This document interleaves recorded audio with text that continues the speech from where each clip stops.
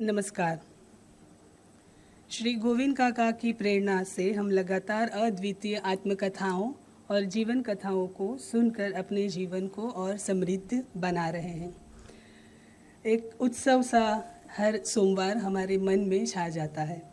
SRK knowledge foundation द्वारा आयोजित सार्वजनिक विश्वविद्यालय द्वारा सहयोगित इस जीवन सानिध्य श्रृंखला के 28वें सत्र में आप सर्व को सादर नमस्कार, फिर से प्यार भरा आवकार। आज जो हम सुनने वाले हैं डॉक्टर हरिवंश राय बच्चन की आत्मकथा, जो उन्होंने अपने जीवन के भिन्न चरणों में 4 अलग अलग पुस्तकों में प्रस्तुत की हैं। क्या भूलूं क्या याद करूं, नीड़ का निर्माण, फिर बसेरे से दूर और दशद्वार से सोपान तक। और इन 4 पुस्तकों की समीक्षा करने के लिए हमारे बीच जो उपस्थित हैं डॉक्टर राजेश गोपाल जी, करतल ध्वनि नाद करके उनका अभिवादन करें और इस सुहानी शाम को शुरू करते हैं हमारे जीवन सानिध्य की परंपरा के अनुसार सर्वधर्म प्रार्थना और ओमकार नाद के साथ। और एक नया जो उपक्रम हमने शुरू किया है, प्रार्थना का ऑडियो हम सुनेंगे और साथ में हम समूह गान भी करेंगे।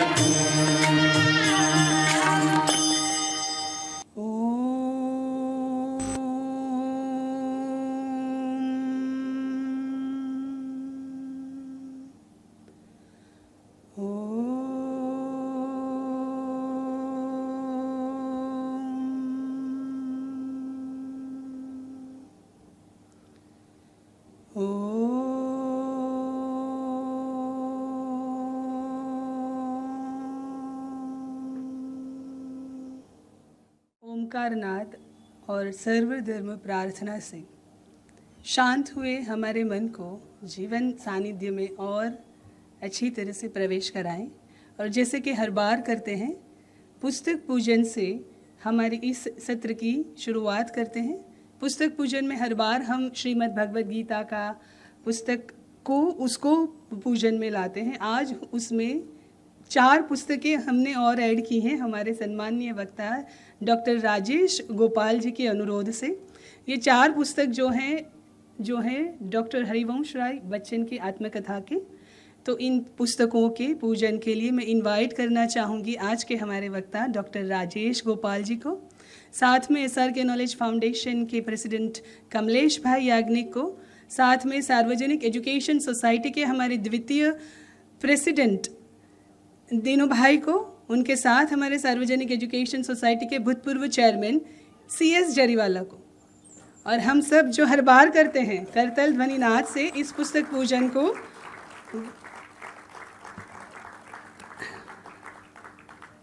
हर बार मैं खोजती हूँ कि पुस्तक पूजन के वक्त श्रीमद् भगवद गीता का कोई श्लोक यहाँ से हम प्रस्तुत करें, लेकिन आज उसके साथ जो और 4 पुस्तकें आ रही हैं तो मुझे ऐसा लगा कि हरिवंश राय बच्चन जी की कुछ पंक्तियाँ यहाँ से पुस्तक पूजन जब हो रहा है तब मैं प्रस्तुत करूँ।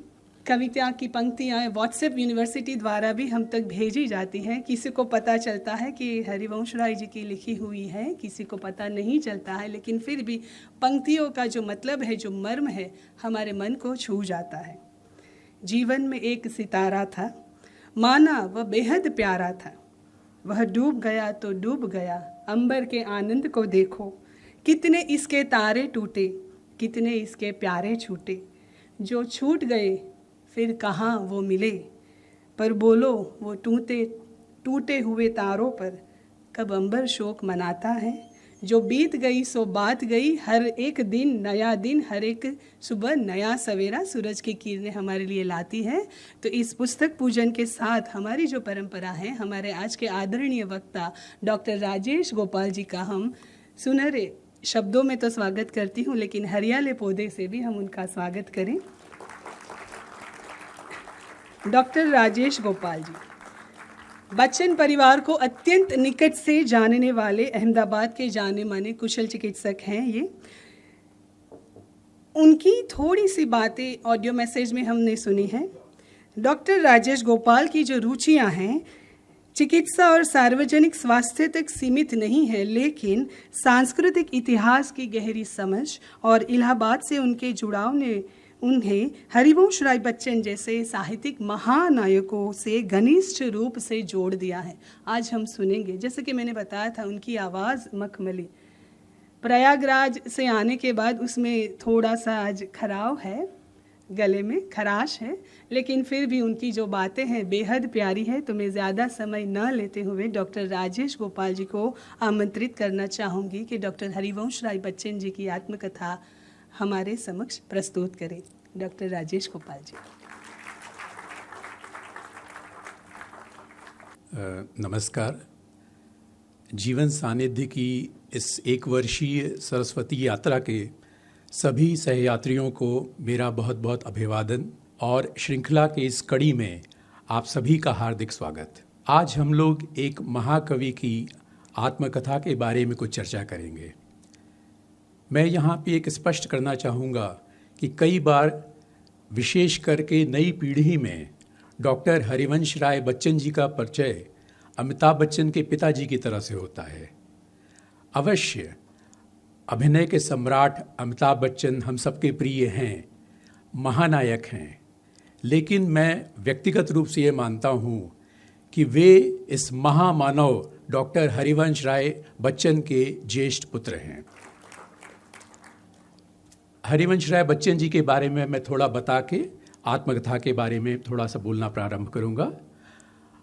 शायद आप लोग जानते होंगे कि हरिवंश राय बच्चन जी का जन्म तत्कालीन UP United provinces of Agra and Awadh के इलाहाबाद शहर में हुआ था। एक श्रीवास्तव कायस्थ परिवार में हुआ था। उन्होंने अपने जीवन के लगभग 45 वर्ष अवध में ही व्यतीत किए। वहाँ पे म्यूनिसिपल स्कूल में पढ़ के, कायस्थ पाठशाला में पढ़ के, इंटर कॉलेज में, इलाहाबाद यूनिवर्सिटी और उसके पश्चात बनारस हिंदू यूनिवर्सिटी में अपना अध्ययन पूरा करके वो पठन पाठन के कार्य में लग गए। 1930 के वर्ष में बीए को प्रथम श्रेणी से करने के पश्चात उन्होंने एमए किया। एमए प्रीवियस के बाद में कुछ वर्षों के लिए अपनी पढ़ने का काम छोड़ दिया। वो उस समय राजनीतिक विषमताओं का समय चल रहा था, बहुत से आंदोलन हो रहे थे देशभक्ति के लिए, हरिजनोद्धार के लिए और लोगों को प्रेरणा देने के लिए। उसमें वो पूरी तरह से जुड़ गए और उसके 7 वर्ष बाद उन्होंने एमए फाइनल में अपनी परीक्षा दी, जिसको वो द्वितीय श्रेणी से पास हो पाए। और उसके बाद उन्होंने जाके बीटी की परीक्षा दी, क्योंकि उनको लगा कि द्वितीय श्रेणी मिलने के बाद में जब उन्होंने बीए किया था तो उनके परिवार की, समाज की अपेक्षा थी कि उस समय जैसे प्रथा थी कि सब लोग इंडियन सिविल सर्विसेज के लिए अपीयर करते थे, वो भी आईसीएस में जाके एक अच्छा करियर बनाएंगे, लेकिन राष्ट्रीयता की भावना से ओतप्रोत होने के कारण उन्होंने निर्णय लिया कि मैं अपने ही जगह पर लोगों की सेवा करूंगा, और उनका एक स्वप्न उनके पिताजी के स्वप्न के साथ भी जुड़ा हुआ था। श्री प्रताप नारायण जी कुछ कारणों से एक अध्यापक नहीं बन पाए थे, उनके बारे में आत्मकथा के साथ में मैं चर्चा करूंगा। तो उन्होंने कहा अपने पिता के स्वप्न को पूरा करने के लिए मुझे अध्यापक बनना ही है, लेकिन एमए में द्वितीय श्रेणी मिलने के पश्चात शायद मुझे इलाहाबाद यूनिवर्सिटी में एक लेक्चरर की तरह से नियुक्त न किया जाए, इसलिए उन्होंने जाके बीटी की परीक्षा की।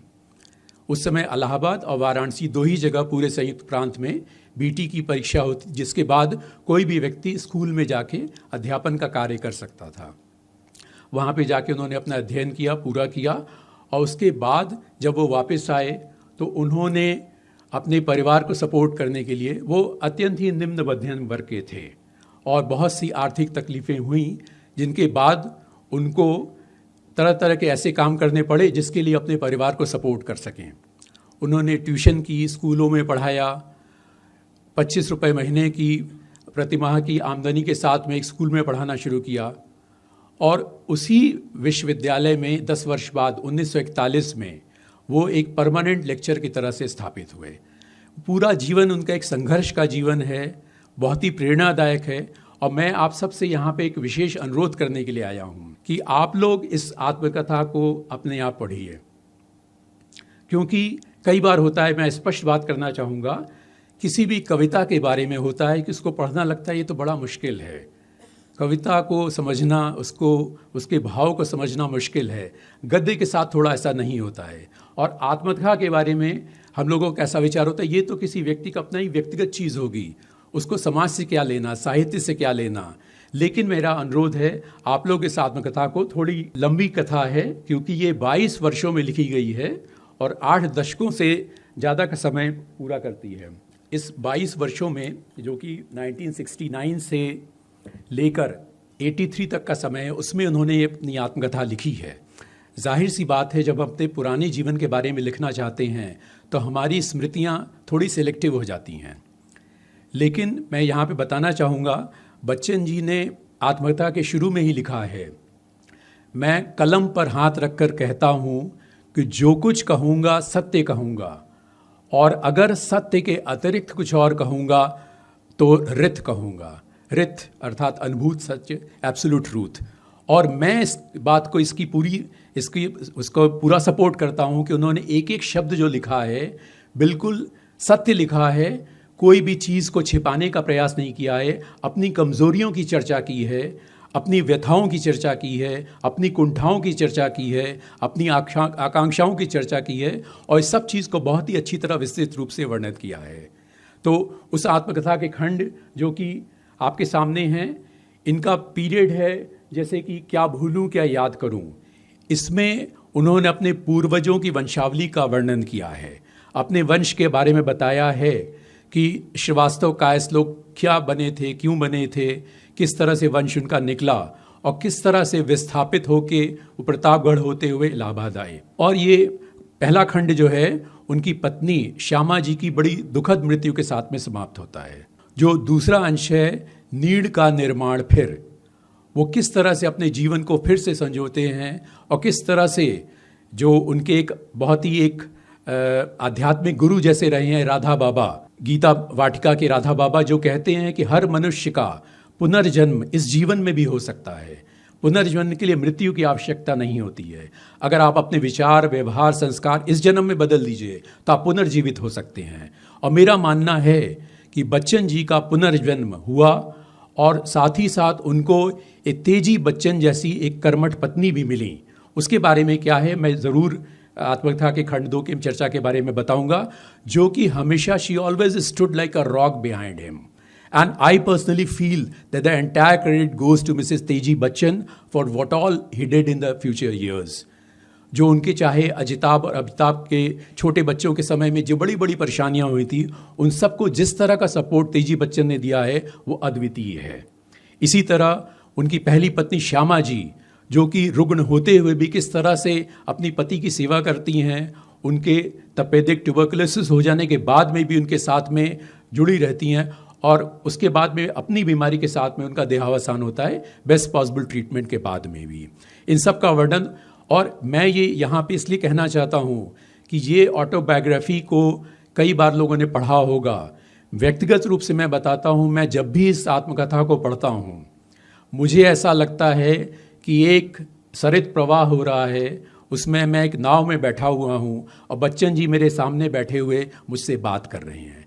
बिल्कुल एक एक शब्द उनके दिल से निकलता है। आपको कभी भी ये नहीं लगेगा कि आप कोई लेखक की कोई रचना पढ़ रहे हैं, आपको ये लगेगा सीधे सामने बैठ के बच्चन जी आपसे बात कर रहे हैं। कुछ प्रासंगिकता का प्रश्न होता है, लोग कहते हैं कि कोई कवि, कोई रचयिता आज के युग में कितना प्रासंगिक है।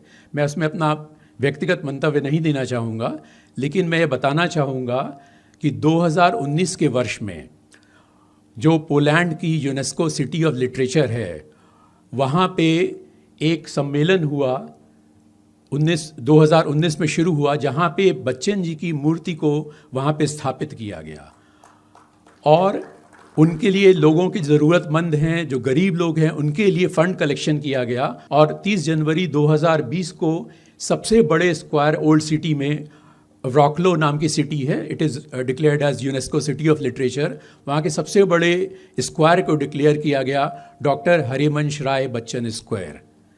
और ये हम सब के लिए बहुत ही प्रेरणा की वस्तु है कि किसी भारतीय को ये स्थान मिल रहा है कि जो विदेश में वहाँ पे उसके नाम का स्क्वायर बनाया जा रहा है, उसकी मूर्ति स्थापित की जा रही है। एक छोटी सी ड्वार्फ के रूप में मूर्ति बनाई गई है, ये बताने के लिए कि जो व्यक्ति ज़मीन से जितना जुड़ा हुआ है, बहुत छोटा सा हुआ है, लेकिन वो सभी के लिए किस तरह प्रेरणा का स्वरूप बन सकता है। तो उन सब चीज़ को समझते हुए मैं एक खास अनुरोध ये भी करना चाहूँगा कि बच्चन जी की आत्मकथा के चारों अंशों को अब्रिज करके एक सीमित तरीके से, जैसे ये पूरी आत्मकथा करीब 1300 पेजेस में लिखी गई है, उसको करीब 600 पेजेस में एक रूपर्ट स्नेल नाम के बहुत ही अनुभवी लेखक हैं, उन्होंने इसको ट्रांसलेट करके भी 2001 में लिखा है, the afternoon of time an autobiography. वो अच्छी है, लेकिन जो आत्मकथा का जो मूल रूप से पढ़ने का जो सुख मिलता है, मैं ये माफ़ी मांगना चाहता हूँ, क्योंकि कई बार हमारी धारणा होती है, और मैं ये नहीं कहता कि कोई भी अगर ट्रांसलेशन किया जाए वो मूल के पास नहीं पहुंच सकता है, ज़रूर पहुंच सकता है। मैंने गुजराती के जितने ट्रांसलेशन पढ़े, मैंने कई मराठी पुस्तकें, कई बंगाली पुस्तकें, दोनों मराठी और बंगाली से मैं परिचित नहीं हूँ, मैंने गुजराती ट्रांसलेशन में पढ़ा है और मुझे पूरा आनंद, पूरा सुख मिला है। उसके साथ में उन लोगों के, उस भाषा को समझने वाले लोगों से चर्चा भी की है, तो कोई भी डिटेल, कोई भी चीज़ उससे मिस नहीं होती है। लेकिन मेरा व्यक्तिगत अनुरोध है कि आप लोग जब भी टाइम मिले, आप लोग इस आत्मकथा के मूल अंश को पढ़िए, क्योंकि उनकी जो भाषा है, उनकी जो भावना है, उनका जो भाव है, जो वो जिस सरलता से, जिस सहजता से बात करते हैं, उसमें हिंदी भी है, अवधी भी है, अरबी फारसी के शब्द भी यूज़ किए गए हैं, लोकोक्तियाँ हैं, मुहावरे हैं, छोटी छोटी कविताएं जुड़ी हुई हैं। वो हमको समकालीन समाज के साथ में पूरी तरह से जोड़ देती हैं और उसका आनंद हमको मूल से पढ़ने से मिलेगा। तो मेरा ये आपसे अनुरोध रहेगा, और ख़ास करके जो हमारा नई पीढ़ी है उनसे मैं अनुरोध करूंगा कि आप इसको पढ़िए, जहाँ से आपका मन हो वहाँ से पढ़ना शुरू करिए। बच्चन जी खुद कहते हैं कि अगर आपको गंगा स्नान करना है तो ये ज़रूरी नहीं कि आप जाके तीर्थराज प्रयाग में ही स्नान करिए, या आप गंगोत्री से शुरू करिए फिर हरिद्वार जाइए, क्योंकि उनकी आत्मकथा का हर खंड अपने आप में संपूर्ण है।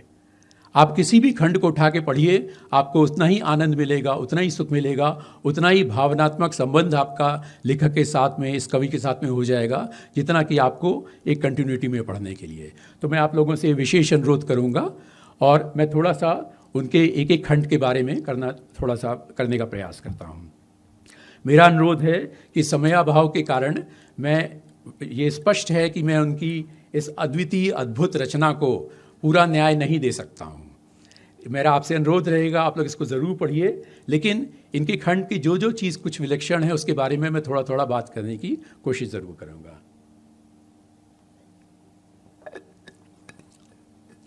आत्मकथा का पहला खंड क्या भूलूं क्या याद करूं। जितने शीर्षक हैं आत्मकथा के खंड ज़्यादातर बच्चन जी की कविताओं की पंक्तियों से लिए गए हैं। क्या भूलूं क्या याद करूं, इनकी है नीड़ का निर्माण फिर। बसेरे से दूर एक विशेष खंड है जिसमें 1952 के पश्चात उनका जो विदेश प्रवास होता है, कितनी कठिनाइयों के साथ में वो कैम्ब्रिज में जाते हैं। उनको सिर्फ 1.25 साल की अनुमति मिली है। अपने खर्चे पे 2 साल रुक के वहाँ से पीएचडी लेने का प्रयास करते हैं, जबकि लोगों की मान्यता थी कि 2 साल से कम वर्ष में एमलिट की उपाधि देके उनको वापस भेज दिया जाएगा। और जो अंतिम खंड है, दश द्वार से सोपान तक, ये बच्चन जी के घरों का नाम है। दश द्वार, आपको शायद पता हो कि बच्चन जी का अपना कोई मकान नहीं था। उनके पूर्वजों का मकान जो चक में था, जिसका कि हम लोग थोड़ी चर्चा भी करेंगे। उसके बाद में उन्होंने एक मकान बनाया था कटघर में। उसके बाद फिर वो हमेशा किराए के मकानों में रहे। तो जो उनके बाद के क्षणों में वो 17 क्लाइव रोड पे रहते थे। वो एक बड़ा मकान था, उसके 4 भाग थे। एक भाग में एक किराएदार की तरह से बच्चन परिवार वहाँ पे रहा करता था। उसकी एक विशेषता बच्चन जी ने देखी कि हर कमरे में कम से कम 10 दरवाजे, खिड़कियाँ या वेंटिलेटर थे। तो उन्होंने अपनी तरह से उसका नाम दश द्वार रखा। वैसे उसका नाम था ललिताश्रम। जो उस मकान के मालिक थे, उन्होंने अपनी पत्नी के नाम पे उसका नाम ललिताश्रम रखा था। लेकिन बच्चन जी और उनके जितने कवि साहित्यिक मित्र थे, वो उसको दश द्वार कहते थे। और सोपान उनका पहला अपना मकान, जो कि उन्होंने गुलमहर पार्क दिल्ली में बनाया था। बहुत समय बाद में, उसकी भी समय रहेगा तो हम लोग बात करेंगे। उसमें जो उनके बाद में फॉरेन मिनिस्ट्री में ओएसडी की तरह से काम करने के बाद में, राज्यसभा में मनोनीत होने के बाद में का जो समय है, वो समय उन्होंने सोपान में और अपने ज्येष्ठ पुत्र श्री अमिताभ बच्चन के घर प्रतीक्षा के बीच में जो बिताया था, उन सब का उसमें वर्णन रहेगा। आप लोग को शायद पता ही होगा कि बच्चन जी का देहावसान 18 जनवरी 2003 के दिन अपने सुपुत्र के घर में हुआ था। और 19 जनवरी 2003 को जो शव यात्रा निकली थी, वहाँ पे जुहू स्कीम की रैया क्रिमेशन ग्राउंड के लिए जाने की यात्रा एक लंबी यात्रा थी। हज़ारों लोगों ने आंसू भरे नज़रों से उसको देखा था और वहाँ पे उनको क्रीमेट किया गया था। और 4 डिफरेंट चैनल्स ने इसको लाइव कवर किया था। बाद में उनकी जो अंत्येष्टि का जो अंतिम कर्म होता है, उसमें दशाश्वमेध घाट वाराणसी में उनका अस्थि विसर्जन किया गया था।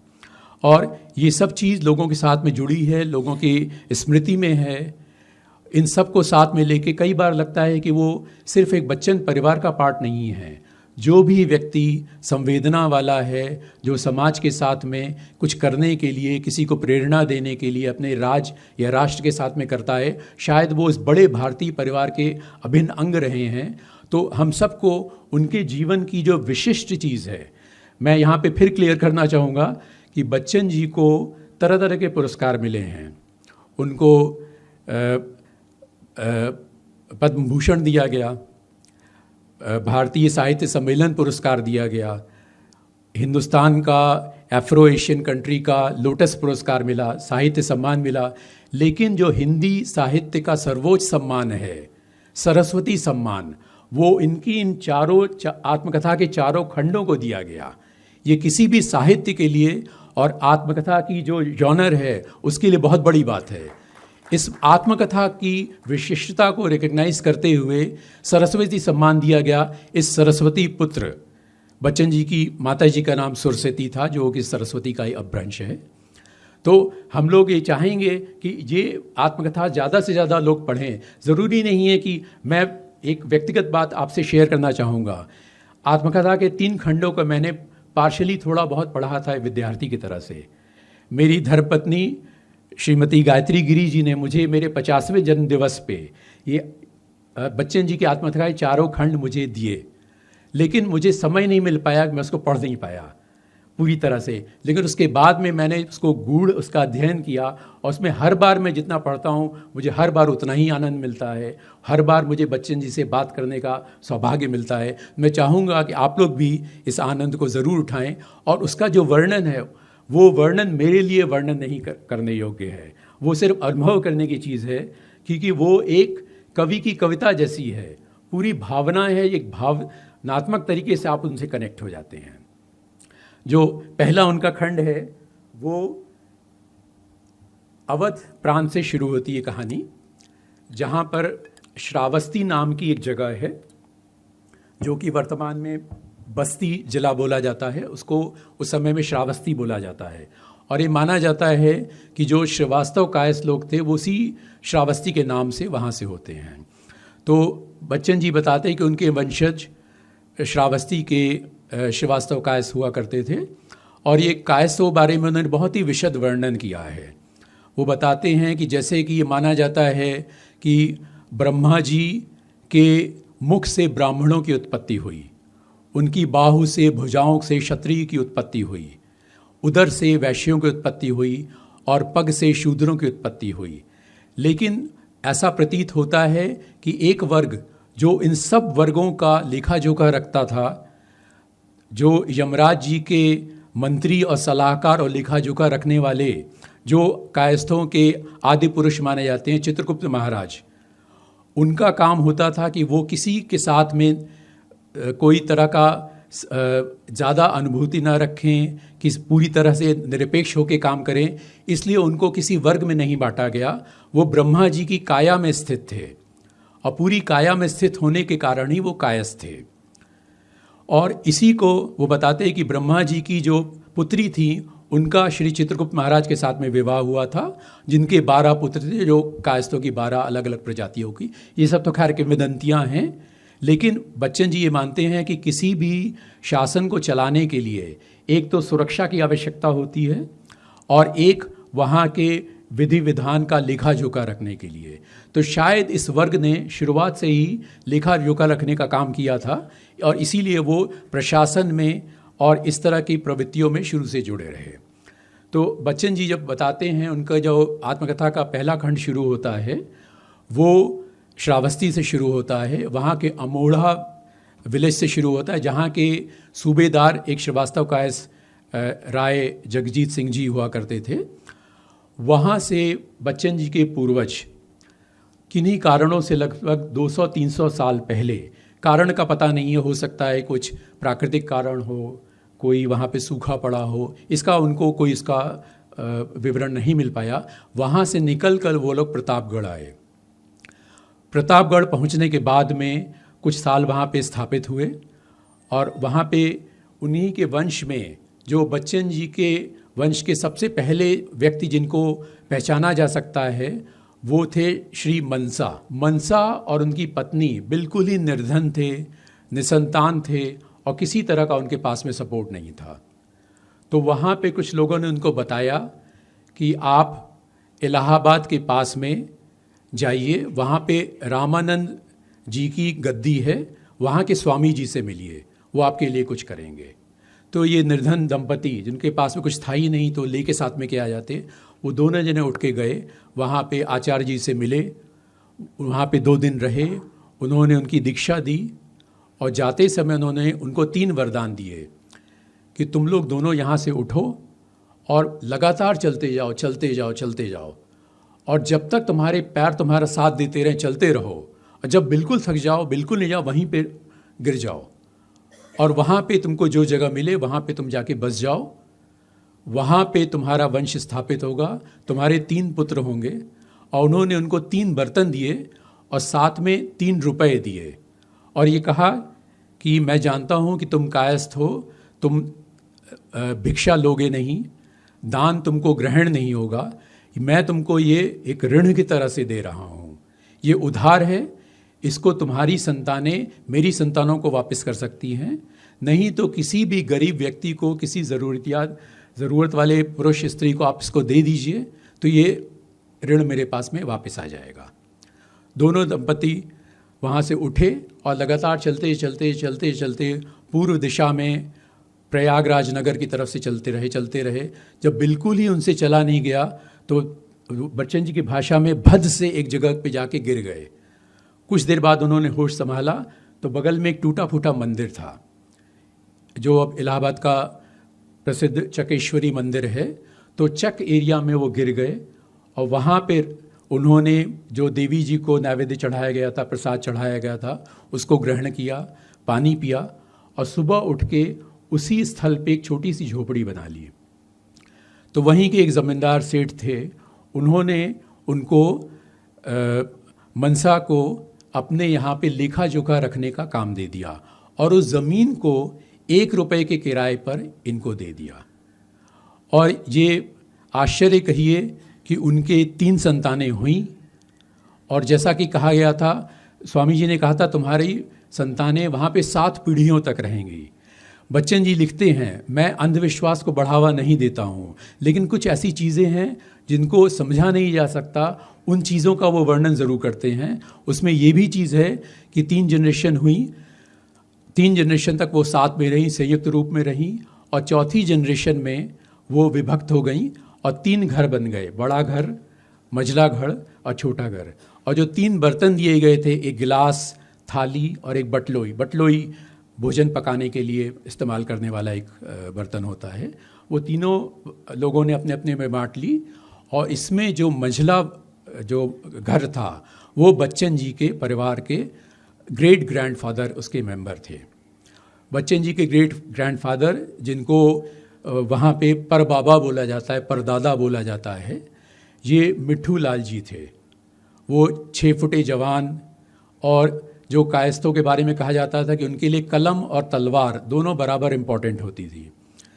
तो उन्होंने अपना एक मकान बनाया और उसकी नींव में कलम भी रखी गई और तलवार भी रखी गई। और मिट्ठू लाल जी के बारे में कहा जाता है उनका बड़ा ही कठोर स्वभाव था और उनके सामने किसी की हिम्मत नहीं होती थी। वो कहते थे कि अगर वो बोल दें तो दिए को अपने आप जलना पड़ता था। अतिशयोक्ति के साथ में बात की गई है लोगों की कि जो उनका आदेश होता था उसका पालन सबके लिए अवश्य भावी हो जाता था, उनको करना ही पड़ता था। मिट्ठू लाल जी को उनके कुछ इन्हीं शायद गुणों को देखते हुए उनको शहर का नायब कोतवाल बनाया गया। उन्होंने बहुत धन कमाया, लेकिन बिल्कुल राजसी प्रवृत्ति के आदमी थे। जितना कमाते थे संचय करने में विश्वास नहीं करते थे, खर्च भी बहुत करते थे, सब तरह के खर्च किया करते थे, जिसका परिणाम उनकी आने वाली पीढ़ियों को बहुत मिला। बहुत तकलीफ़ हुई क्योंकि उन्होंने, जो मिट्ठू लाल जी की बहन थी राधा, बच्चन जी की बुआ परदादी, उनका एक बहुत बड़ा एक सशक्त चरित्र है। बच्चन जी की आत्मकथा में नारी जो चरित्र आते हैं उनका अद्वितीय प्रभाव रहा है उनके जीवन पर, चाहे वो उनकी राधा रही हों या उनकी अम्मा रही हों सरस्वती जी, या उनकी चम्मा रही हों जिनके बारे में मैं बात करूंगा, या श्यामा जी रही हों उनकी पहली पत्नी, या तेजी बच्चन रही हों। जो 2 दिन पहले जो अंतर्राष्ट्रीय महिला वर्ष मनाया गया है, मेरा स्पष्ट रूप से मानना है बच्चन जी जो थे, बच्चन जी जो आज हैं, उसमें 90% योगदान उनकी महिला रिश्तेदारों का, मित्रों का रहा है।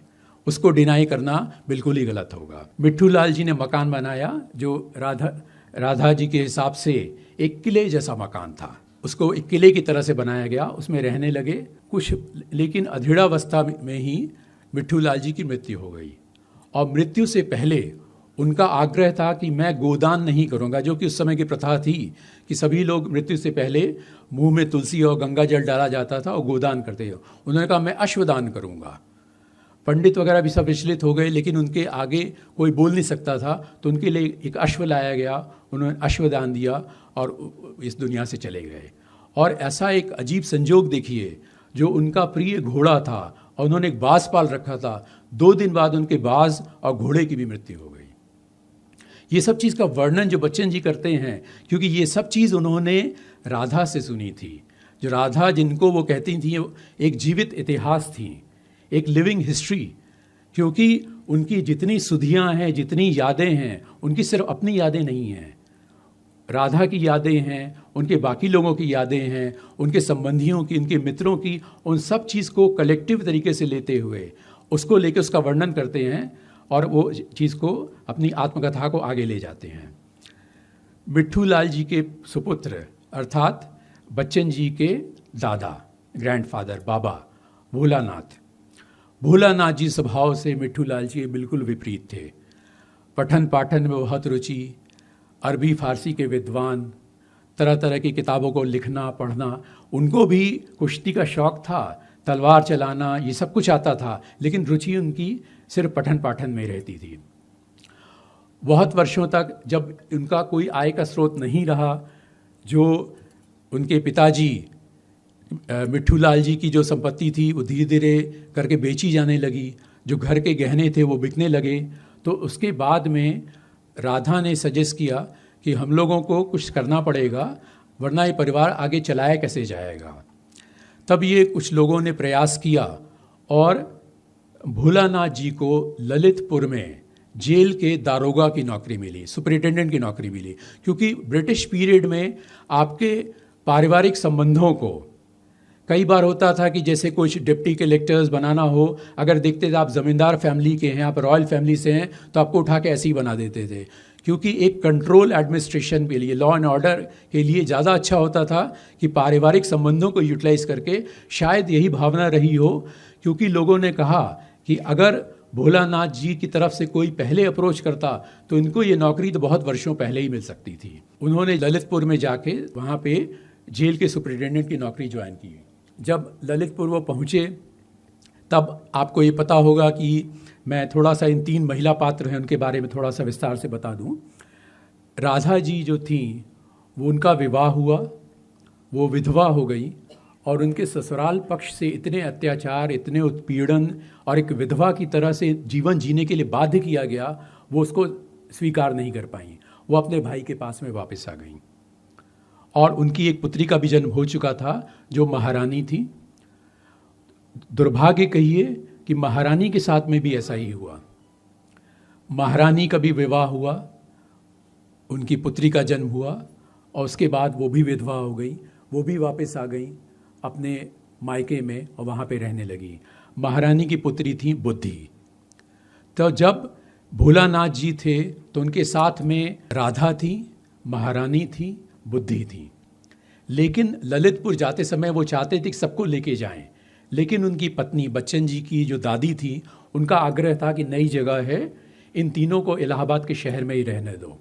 तो तीनों महिलाएं अकेली उस बड़े से मकान में अकेली रहीं और भोलानाथ जी अपनी पत्नी के साथ में ललितपुर चले गए। उनकी एक बेटी तुलसा का जन्म तब तक हो चुका था। इन तीनों महिलाओं ने इलाहाबाद में दिन काफ़ी कष्ट से काटे, लेकिन अपने परिवार की गरिमा को बनाते हुए उन्होंने किसी के आगे पैसा मांगना नहीं। उन्होंने लेके मंदिर के लिए दिया बनाना शुरू किया, बाती बनानी शुरू करी, पापड़ और तरह तरह की घर की सामग्री बनानी शुरू करी। और आप समझ सकते उस समय के युग में जो एक होता था कि मिट्ठू लाल जी के परिवार के लोग क्या कर रहे हैं, उसके साथ में भी अपनी पारिवारिक गरिमा बनाते हुए उन्होंने 1.25 वर्ष 1.5 वर्ष का समय इलाहाबाद में अकेले ही व्यतीत किया। भोलानाथ जी ललितपुर आ गए, उन्होंने अपना कार्य बहुत अच्छी से, पूरी निष्ठा से, श्रद्धा से किया और एक सौभाग्य ये हुआ वहाँ पर उनको एक पुत्र रत्न की भी प्राप्ति हुई। ये पुत्र थे श्री प्रताप नारायण, श्री हरिवंश राय बच्चन जी के पिताजी।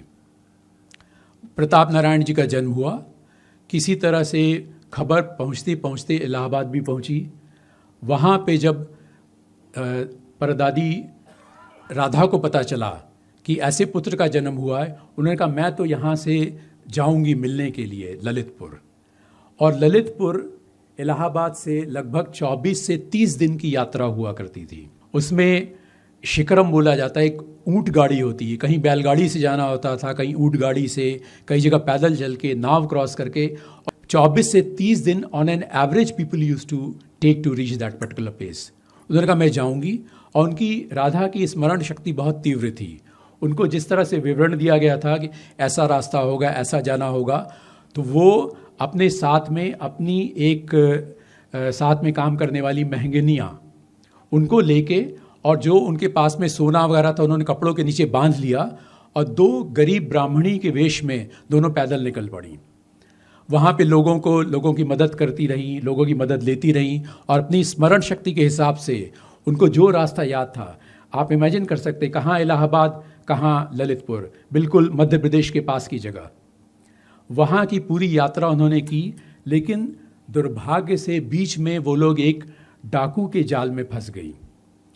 उस डाकू को कहीं से ज्ञात हो गया कि इन लोगों के पास में कुछ धनराशि या कुछ आभूषण वगैरह हैं जो उन्होंने छिपा रखे हैं। तो किसी तरह से वो जाल में फंसा के वो अपने घर में ले गया, जहाँ पे वो, उसका एक पुत्र और उसकी पुत्रवधू रहते थे। और वो लोग अपना कोड लैंग्वेज में बात कर रहे थे कि रात को शायद चर्चा इस तरह के इनका मर्डर करके इनके गहने वगैरह छीन लेंगे। रात भर में ये वर्णन बहुत ही रोचक और बहुत ही दिलचस्प है, किस तरह वो दो महिलाएं रात भर प्लान करते हुए रात को 2 बजे चुपचाप अपने पैरों की जूतों को हाथ में लेके, सामान लेके दीवार कूद के बाहर निकलती हैं और बेसुध होकर दौड़ती चली जाती हैं। जब पहुंचती हैं तो उनको कहीं पे एक आग जलती हुई दिखती है, तो वहाँ पे कोई चिता जल रही है।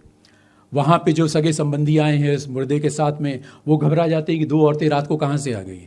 तब वो बताती हैं कि हम लोग प्रयागराज से निकली हुई ब्राह्मण औरतें हैं और हमको ललितपुर जाना है, और दोनों वहीं पे बेहोश होकर गिर जाती हैं। लोग उनको उठा के अपने गांव ले जाते हैं और वहाँ से अगले दिन बैलगाड़ी करके फिर लगभग 1.5 दिन बाद ये लोग ललितपुर पहुँचती हैं। ये जो यात्रा का विवरण है, इसमें बच्चन जी की भाषा की शक्ति, उनकी राधा जी की स्मरण शक्ति सब इतनी अच्छी तरह से प्रतिलक्षित हो, आपको बिल्कुल ऐसा लगेगा आप एक चलचित्र देख रहे हैं, आपकी आंखों के सामने जो चित्र निकल रहा है।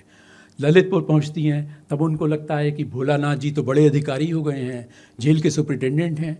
हम लोग अगर इस तरह से जाएंगे तो वो क्या सोचेंगे, लोग क्या कहेंगे कि 2 भीख मांगने वाली औरतें आई हैं। तो बाहर से कुछ इंतज़ाम करके उन्होंने अपना स्नान ध्यान करके किसी तरह से गहने वगैरह निकाले, पहने और उसके बाद वहाँ पे मिले।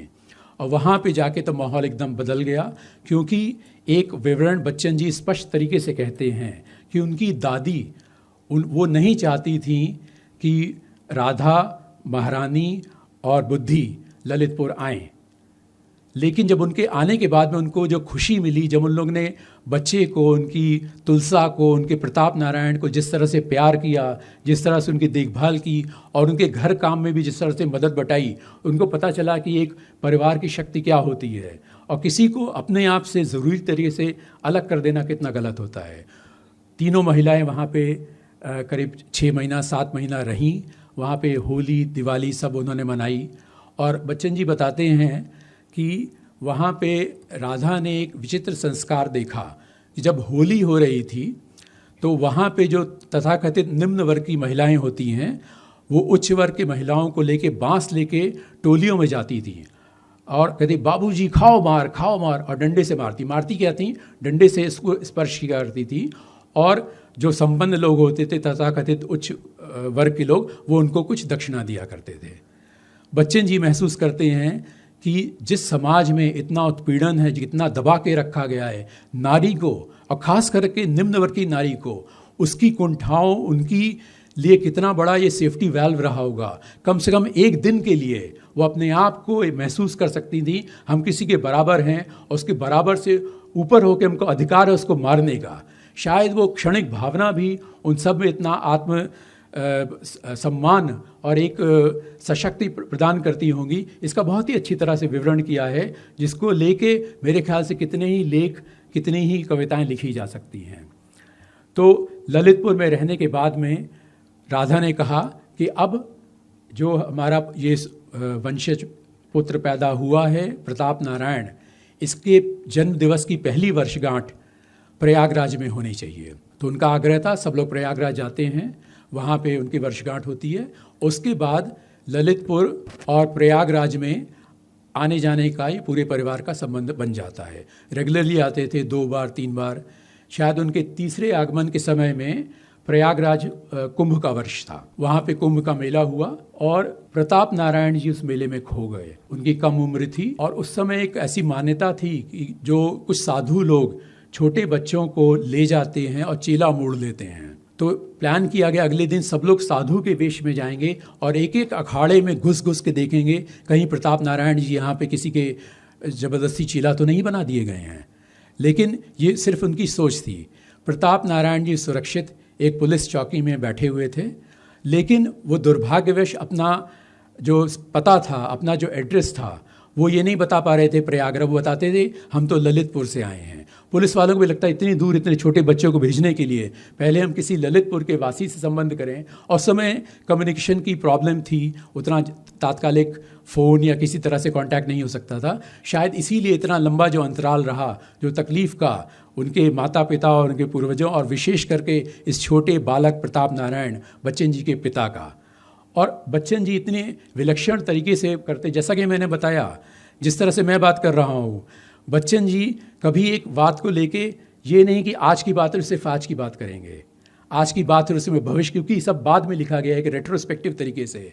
उसके साथ में भी वो ये भी बताते हैं कि जब उनका ज्येष्ठ पुत्र अमिताभ, वो लोग अमिताभ बच्चन को लेके तेजी बच्चन और हरिवंश राय बच्चन जी लाहौर गए हुए थे, तब वो 2.5-3 वर्ष के थे अमिताभ। तेजी बच्चन जी टिकट लेने गई और ये बच्चन जी का हाथ छुड़ा के अमिताभ निकल गए कहीं। तेजी बच्चन आई तो उन्होंने कहा अरे अमिताभ कहाँ गया, अमित देख रहे कहीं दिखाई नहीं दे रहा है। उनको लगा, उनको यही याद आ गया कि उन कहते हैं वो वही भावना मुझे लगी जो मेरे प्रताप नारायण जी के समय उनके पिता और बाकी लोगों को लगी होगी। तो उन्होंने देखा क्या कि बालक अमिताभ सीढ़ियाँ चढ़ते चढ़ते ऊपर पुल के चला गया था और गाड़ियों का आना जाना इत्मीनान से देख रहा था। उनके ढांढस मिला, चैन से उसको लेके वापस आ गए। तो बच्चन जी का वर्णन इतना सहज, इतना स्वाभाविक होता है, आपको ये नहीं लगता कि आप कोई इतिहास पढ़ रहे हैं या कोई ऐसी चीज़। एकदम कंटिन्यूटी रहती है उनके विचारों की अभिव्यक्ति में, उनकी सोच में, और उनका भूत और वर्तमान में जिस तरह से सहज और सहज आवागमन होता है वो आपको ज़रूर ही आकर्षित करेगा। इस तरह से जब वहाँ पे ललितपुर में वो करके स्थापित हुए, और इसी ललितपुर के बाद में फिर बच्चन जी लिखते हैं कि झांसी गले की फांसी, झांसी गले की फांसी, दतिया गले का हार, ललितपुर मत छोड़िए जब तक मिले उधार। पुरानी लोकोक्तियाँ वगैरह होती थी। झांसी गले की फांसी का वर्णन उन्होंने इसी समय में किया है, उस समय में जबकि आत्मकथा के उस अंश में उनका जन्म भी नहीं हुआ है, लेकिन उसकी बात कर रहे हैं। वो बता रहे हैं कि झांसी मेरे लिए तो छोटी फांसी हुई, लेकिन मेरे छोटे भाई के लिए बड़ी फांसी सिद्ध हुई। और उसके बारे में वर्णन करते हैं, जब वो पायनियर के एजेंट की तरह से अमिताभ बच्चन काम करते थे तो वो समय के बड़े पाबंद रहते थे, उनकी ट्रेन कभी नहीं छूटा करती थी। लेकिन झांसी में उनकी ट्रेन 4-5 बार छूटी, कई तरह की तकलीफ़ें आईं। कहते लेकिन ये तो छोटी फांसी थी।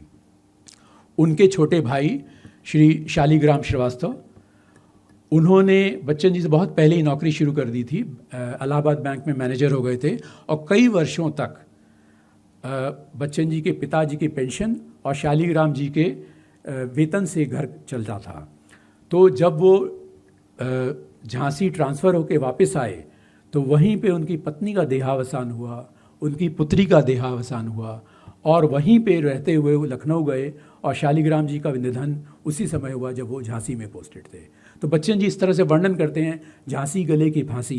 कहता मेरे झांसी वासियों के प्रति कोई वैसा विचार नहीं, लेकिन ऐसा कहा जाता है, लेकिन मैंने महसूस किया कि मेरे छोटे भाई जिनको अपना दाहिना हाथ बोलते थे, कहता उनका जो निधन हुआ, उनको जो फांसी लगी वो झांसी में हुई। खैर, ललितपुर ना छोड़िए जब तक मिले उधार। लेकिन बात की बात है, जो उनके दादा थे भोलानाथ, उन्होंने नियुक्त जो रिटायरमेंट के समय में ललितपुर को छोड़ दिया और वो इलाहाबाद वापस आ गए। उन्होंने कहा मेरा 14 वर्ष का वनवास पूरा हो गया है, अब मैं इलाहाबाद में ही रहूँगा, अपना पठन पाठन करूँगा, जो मुझे अच्छा लगता है मैं वही करूँगा। ललित उन्होंने छोड़ दिया, उनका निर्णय था उस तरह का। और ये एक ऐसा दुर्भाग्य रहा, उसके कुछ ही दिन बाद भोलानाथ जी की मृत्यु हो गई। हुआ क्या कि वो अपने पुत्र प्रताप नारायण जी को लेके कहीं बाहर जा रहे थे तो बहुत तेज़ आंधी तूफान आया, और जो राधा बताती हैं कि शेर सवा शेर के बराबर ओले गिरे, उपल वृष्टि जो होती है, हेल स्टॉर्म्स, वो गिरे। तो बार बार प्रताप नारायण जी कह रहे थे कि बाबू चलिए पेड़ के नीचे चलते हैं, पेड़ के नीचे चलेंगे तो हम लोग बच सकते हैं। तो उन्होंने कहा नहीं, आंधी देखो कितने पेड़ गिर रहे हैं, अगर पेड़ गिरा हमारे सर पे तो हम तो वहीं मर जाएंगे। और वो पेड़ के नीचे नहीं जाने दिया, और उसके बाद बड़े बड़े ओले गिरने लगे। तो बालक प्रताप नारायण को उन्होंने ज़मीन पे बैठा दिया, अपने शरीर से पूरा उसको कवर कर लिया, और उनकी पीठ पे बड़े बड़े पत्थर की तरह ओले गिरते रहे, उनकी रीढ़ की हड्डी टूट गई। और वो बालक नीचे है, बार बार कह रहा है कि बाबा उठिए, बाबा उठिए, लेकिन वो नहीं सुना, पूरा प्रोटेक्ट करे रहे उनकी। और उनके रक्त रंजित पूरा शरीर से लहू बहने लगा, पूरा लहू वहाँ बह रहा है। उसके बाद वो इस हालत में नहीं हिल सके। जब आंधी तूफान थना तब प्रताप नारायण किसी तरह उनको धीरे धीरे करके घर में आए, लेकिन उनकी पूरी रीढ़ की हड्डी टूट चुकी थी। बड़े बड़े वैद्य हकीम वगैरह बुलाए गए, लेकिन कोई उनको बचा नहीं पाया। प्रताप नारायण जी इस बात को कभी ज़िंदगी भर नहीं भूल पाए कि उनके जीवन को बचाने के लिए उनके पिताश्री ने अपना बलिदान दिया था। तो अपने पिताश्री की अगर जो भी चीज़ वो पूरा नहीं कर पाए, उनको लगता था उनका जीवन का सबसे बड़ा कर्तव्य है कि वो उनको अवश्य ही पूरा करना है। और शायद यही सोचते हुए प्रताप नारायण जी ने, क्योंकि उनका जॉब पेंशनेबल नहीं था और उसके बाद उन्होंने अपना कोई भी काम नहीं किया, परिवार का आय का स्रोत समाप्त हो गया, परिवार में सब तकलीफ़ें आने लगी। तो प्रताप नारायण जी ने, जो हम लोग आगे चर्चा करेंगे कि किस तरह से वहाँ पे पायनियर प्रेस में सबसे छोटी नौकरी जो थी, लोएस्ट डिवीज़न क्लार्क, उसमें ज्वाइन किया उन्होंने। करीब 30 रुपया उनको महीना मिलता था और 35 साल की सर्विस करते हुए सबसे ऊंचे क्लार्क की पोस्ट पे रहे। 35 वर्ष उन्होंने काम किया। पायनियर प्रेस के लोगों ने जब उनको रिटायरमेंट पे अभिवादन दिया तो उन्होंने कहा कि he was the pillar of support for Pioneer, वो चीज़ थी। और उनका अध्यापक बनने का सपना उनके अंदर ही रह गया। शायद इसका असर उनके सुपुत्र बच्चन जी पे पड़ा, जिन्होंने स्कूल, कॉलेज, इलाहाबाद यूनिवर्सिटी में भी अध्यापन का काम किया। प्रताप नारायण जी ने अपनी जिम्मेदारी उठाई और परिवार को चलाने के लिए पायनियर प्रेस में काम करना शुरू कर दिया। वो सुबह 9 बजे निकल जाते थे और रात को 10 साढ़े 10 बजे तक लौटते थे, क्योंकि पूरे प्रेस की, आपको पता है पायनियर प्रेस उस समय एंग्लो प्रेस का बहुत इंपॉर्टेंट था। उस समय राष्ट्रीयता की भावना जो थी उसमें अंग्रेज़ी प्रेस का बहुत विरोध हुआ करता था, उसके लिए काम करते, लेकिन वो सिर्फ जीविकोपार्जन के लिए पूरी निष्ठा श्रद्धा के साथ उसमें जुड़े रहे। लेकिन उनकी राष्ट्रीय भावना में कोई कमी नहीं हुई, जो कि बाद में हम लोग देखेंगे। जब बच्चन जी जब काम करने लगे राष्ट्र प्रेम के लिए, जब 1930 में उन्होंने निर्णय लिया कि मैं MA प्रीवियस के बाद में अपनी पढ़ाई छोड़ के पूरी तरह से समाज के काम में लग जाऊंगा, जो था कि उनकी कई कविताएं थी जो आंदोलन में बोली जाती, सर जाए तो जाए पर हिंद आज़ादी पाए। ये बहुत ही प्रचलित था, जिसको श्यामा नेहरू हज़ारों लोगों से बुलवाया करती थी। महात्मा गांधी की प्रेजेंस में भी कितनी बार इसका हर्षोन्नाद किया गया। उन सब के साथ में जुड़ के हरिजनोद्धार के लिए, अछूतोद्धार के लिए, अस्पृश्यता के विरुद्ध काम करने के लिए बहुत सा जो काम किया है, उसके लिए प्रताप नारायण जी का पूरा सपोर्ट बच्चन जी को रहा।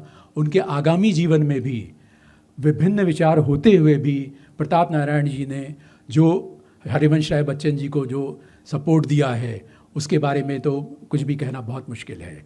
अपने विचारों के विरुद्ध भी जाकर उन्होंने देखा कि इसमें नयापन है, वो कुछ करना चाहता है, तो विरुद्ध विचार रखते हुए भी उन्होंने कहा तुम समर्थ है, तुमको ठीक लगता है तो तुम आगे बढ़ के करो। प्रताप नारायण जी अपना काम करने लगे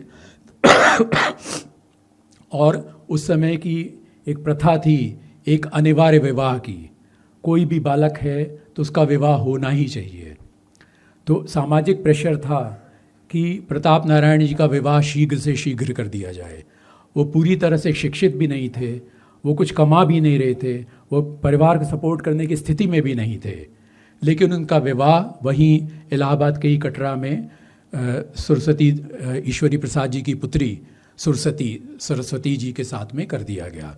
और जो उनके विवाह में जो उनको बर्तन कपड़े वगैरह मिले, उसी पैसे से लेके महारानी का विवाह उन्होंने किया, जो उनके ऊपर एक नैतिक जवाबदारी थी। जैसे कि उनके पहले राधा जी की जिम्मेदारी थी, उस तरह से महारानी का अपना विवाह करके उन्होंने अपना कर्तव्य निर्वाह किया और अपना काम आगे बढ़ाते रहे। सरस्वती जी के जितने पुत्र होते थे, पहली पुत्री हुई इनकी भगवान देई, उसके बाद उनकी 4 संतानें और हुई, सबकी मृत्यु हो जाती थी। तो गांव की कुछ बड़ी बूढ़ी लोगों ने बताया कि तुम किसी ब्राह्मण को कंसल्ट करो जो तुमको गाइड करे कि पुत्र को प्राप्त करने के लिए और उसको जीवित रखने के लिए क्या किया जा सकता है। ये बच्चन जी बहुत ही स्पष्टता से बात करते हैं कि उनकी लोगों की मान्यताएं क्या थी और किस श्रद्धा से लोग उसका पालन करते थे। उनको बताया गया कि तुम लोग हरिवंश पुराण का पाठ करो। हरिवंश पुराण का पाठ कर, उसके लिए पति पत्नी को दिन भर पूरा व्रत रखना पड़ता था, शाम को कई घंटों तक पाठ होता था। गर्भवती हो जाने के पश्चात में इसको शुरू करना था। हरिवंश पुराण का पाठ शुरू किया गया और उसके लिए पुरोहित को 1000 रुपये की दक्षिणा देनी थी। जब महीने की तनख्वाह 15 रुपया हुआ करती थी, उस समय 1000 की दक्षिणा, जाहिर सी बात है उसको चुकाने के लिए उसके बाद उन्होंने 10-10 रुपया करके चुकाया। जब बच्चन जी 9 वर्ष के हो गए तब जाके वो उनके पिताजी उऋण हो पाए। खैर, पुत्र जन्म हुआ और हरिवंश राय जी का नाम हरिवंश शायद इसीलिए रखा गया, हरिवंश पुराण के लिए। और गांव की एक और महिला थी शायद, उन्होंने ये बताया कि अगर तुम्हारा पुत्र जिंदा रहे इसके लिए आवश्यक है वो तुम्हारा पुत्र ना रहे। तो उनके ये कैसे हो सकता है, मेरा पुत्र भी रहे और जिंदा भी? कहते नहीं, तुम उसको उठा के किसी को बेच दो। तो उस समय क्या होता था कि जचगी का काम जो होता था, सुहावट का काम, उसको कराने के लिए हरिजन चमारन प्रजाति की महिलाएं आके कराया करती थी। तो एक लक्ष्मणिया चमारन आती थी जिन्होंने इनके पुत्र की जन्म के समय में मदद की थी। तो प्रताप नारायण जी और सरस्वती जी ने 5 पैसे में हरिवंश राय बच्चन जी को लक्ष्मणिया को बेच दिया। और बच्चन जी अपनी इस नई माँ को, उनको सिखाया गया, बेटा ये तुम्हारी चमारिन अम्मा हैं। वो चमारिन अम्मा नहीं बोल पाते थे, वो अपनी माँ को बोलते थे अम्मा और अपनी दूसरी माँ को बोलते थे चम्मा। और उनका लगाव चम्मा से ज़्यादा था। वो कहते थे मेरी चम्मा मुझे ज़्यादा प्रिय थी, मुझे ज़्यादा सुंदर लगती थी, उनके घर में जाके खेलने में, उनके घर में खाना खाने में मुझे ज़्यादा आनंद मिलता है। और इसी चम्मा, इसके पुत्र का निधन कुछ महीनों पहले हो गया था। उसने अपनी छाती से बच्चन जी को 12 दिन तक दुग्धपान किया क्योंकि उनकी माता किसी कारणों से स्तनपान कराने में समर्थ नहीं थी। तो 12 दिनों तो उन्होंने किया। और दुर्भाग्य ऐसा देखिए, उसके पहले मैं कुछ थोड़ा और विवरण देना चाहूँगा। उसमें एक ऐसी प्रथा थी, जब बालक का जन्मदिन होता था तो उसमें 6 बास्केट्स रखे जाते थे, उसमें तरह तरह के अन्न रखे जाते थे और बच्चे से कहा जाता था कि बच्चे को किसमें लात मारो। तो जितना अन्न नीचे गिर जाता था वो चमारिन प्रजाति के प्रजा को मिलता था, बाकी सब धोबी, कहार, जो भी लोग घर में काम, उनको प्रजा बोला जाता था, प्रजा उसको देता था। तो इनको तो वो जिनकी चम्मा कहती थी, अवधी भाषा में बोलती थी, बेटा जोर से लात मारो, जोर से लात मारो। और इनको जितनी ताकत थी लात मारते थे। उसके बाद ऐसा होने लगा, जब इनकी उम्र थोड़ी बढ़ी, वो इतना करते तो पूरा पूरा बास्केट गिर जाता था। और उसके बाद उनकी चम्मा उनको शब्दों से और अपनी आँखों से जिस तरह से आशीर्वाद दे के जाती थी, बच्चन जी कहते हैं कि मेरे आँखों में अभी भी वो दृश्य रहता है। मेरी उम्र कुछ वर्षों की रही होगी, बाद में जो बड़े हो गए तो इस प्रथा को चेंज कर दिया गया। कहा नहीं, अब अन्न को तुला दान किया जाएगा क्योंकि किसी एक व्यक्ति विशेष को मिल रहा है। ये बच्चन जी ने जो पहली मृत्यु देखी वो चम्मा की मृत्यु थी। उन्होंने देखा कि उनकी जो माँ, किस तरह से उनका निधन हुआ। वो छोटे से थे, वो अर्थी को कंधा नहीं लगा सकते थे, तो किसी की गोद में लेके उनको चम्मा को कंधा लगाया गया और उसके साथ में उनको आगे ले जाया गया।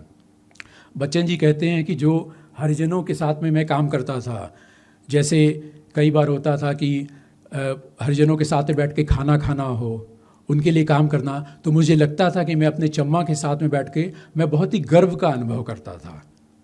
और मुझे कभी भी नहीं लगता था कि कोई मुझसे अलग है, कि कहते शायद मुझे जो मेरी माँ से संस्कार मिले उनसे कहीं ज़्यादा संस्कार चम्मा से मिले। इन सब का वर्णन इतनी अच्छी तरह से करते हैं। पहली चीज़, बिल्कुल वो अतिशयोक्ति कहीं नहीं लगती है। हो सकता है मेरे वर्णन में आप लोगों को कहीं अतिशयोक्ति दिख जाए, लेकिन बच्चन जी के वर्णन में वो इतना सहज, इतना स्पष्ट और दिल से निकलती वाली भावना है, ये बिल्कुल ही पारदर्शी तरीके से महसूस की जा सकती है। तो चम्मा की मृत्यु के पश्चात में जो हरिवंश राय बच्चन जी थे, उनका धीरे धीरे विकास होने लगा। उन्होंने वहीं पे म्यूनिसिपल स्कूल में अपना पढ़ना आरंभ किया। मोहतशिमगंज शरारा बाग में फिर शिफ्ट हुआ, वहाँ पे जाकर उन्होंने पढ़ाई करी। फिर कायस पाठशाला, इंटर कॉलेज, और उसके बाद में इलाहाबाद यूनिवर्सिटी, और बाद में काशी हिंदू विश्वविद्यालय में जाके उन्होंने LT की पढ़ाई की। क्योंकि 1930 के वर्ष में जब उन्होंने MA प्रीवियस में द्वितीय श्रेणी आने के बाद में अपना अध्ययन छोड़ दिया, तब उनको लगा कि मुझे कहीं पर भी इलाहाबाद यूनिवर्सिटी में अध्यापन का कार्य तो मिल नहीं सकता है, इसलिए मुझे स्कूल में पढ़ाना चाहिए। इसलिए वो LT कॉलेज बनारस में उनको एडमिशन मिला और वहाँ पे जाकर उन्होंने काम शुरू किया। और साथ ही साथ वो बच्चन जी बताते हैं कि उनका जो अध्यापक का जो रोल था और उनका कवि का रोल था, उसमें उन्होंने कभी किसी में क्लैश नहीं होने दिया।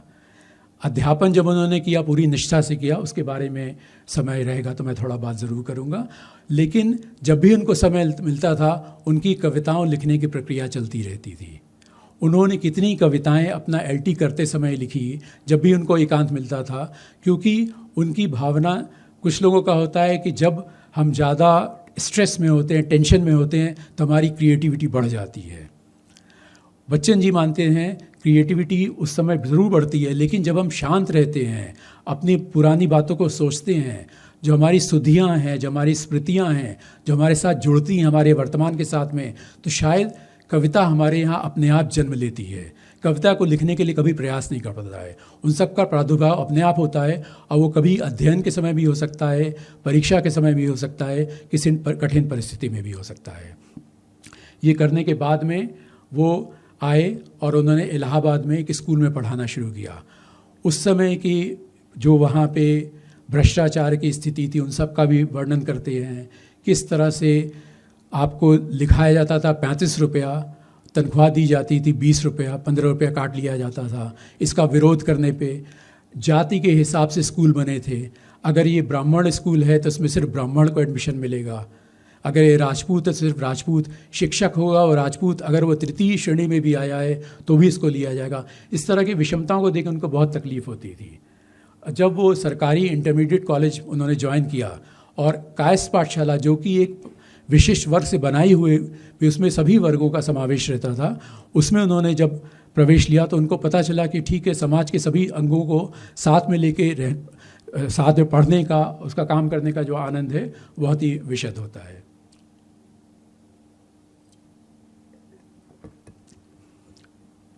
इसके बाद वहाँ पे इंग्लिश विभाग के प्रोफेसर AN झा जो कहते हैं कि हीरे की असली परख पारखी करता है, बच्चन जी से उनका संपर्क हुआ।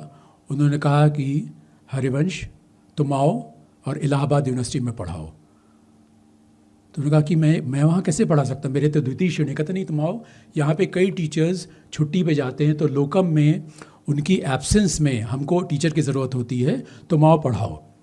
और तुम अपने नाम के आगे LT मत लिखो कभी। LT लिखने से तुम एक स्कूल में अध्यापन होना कोई गलत चीज़ नहीं है, लेकिन तुम्हारी जो प्रतिभा है, तुम्हारा जो सामर्थ्य है, उसके हिसाब से तुमको एक इलाहाबाद, जो उस समय ऑक्सफोर्ड ऑफ द ईस्ट बोला जाता था, उस यूनिवर्सिटी में अध्यापन करने की ज़रूरत है। इस बात को सुन के उनको बहुत प्रेरणा मिली, लेकिन बच्चन जी को इस पर विश्वास नहीं था। उनको लगा कि शायद उनको किसी कारण से शायद कोई टेम्परेरी टीचर नहीं मिल पा रहे हैं, शायद इसलिए बुला रहे हैं। उन्होंने कहा तो, लेकिन फिर भी उनकी बात मान के उन्होंने अपना स्कूल टीचर की नौकरी से त्यागपत्र दे दिया और एक टेम्परेरी लेक्चरर की तरह से उन्होंने ज्वाइन कर लिया।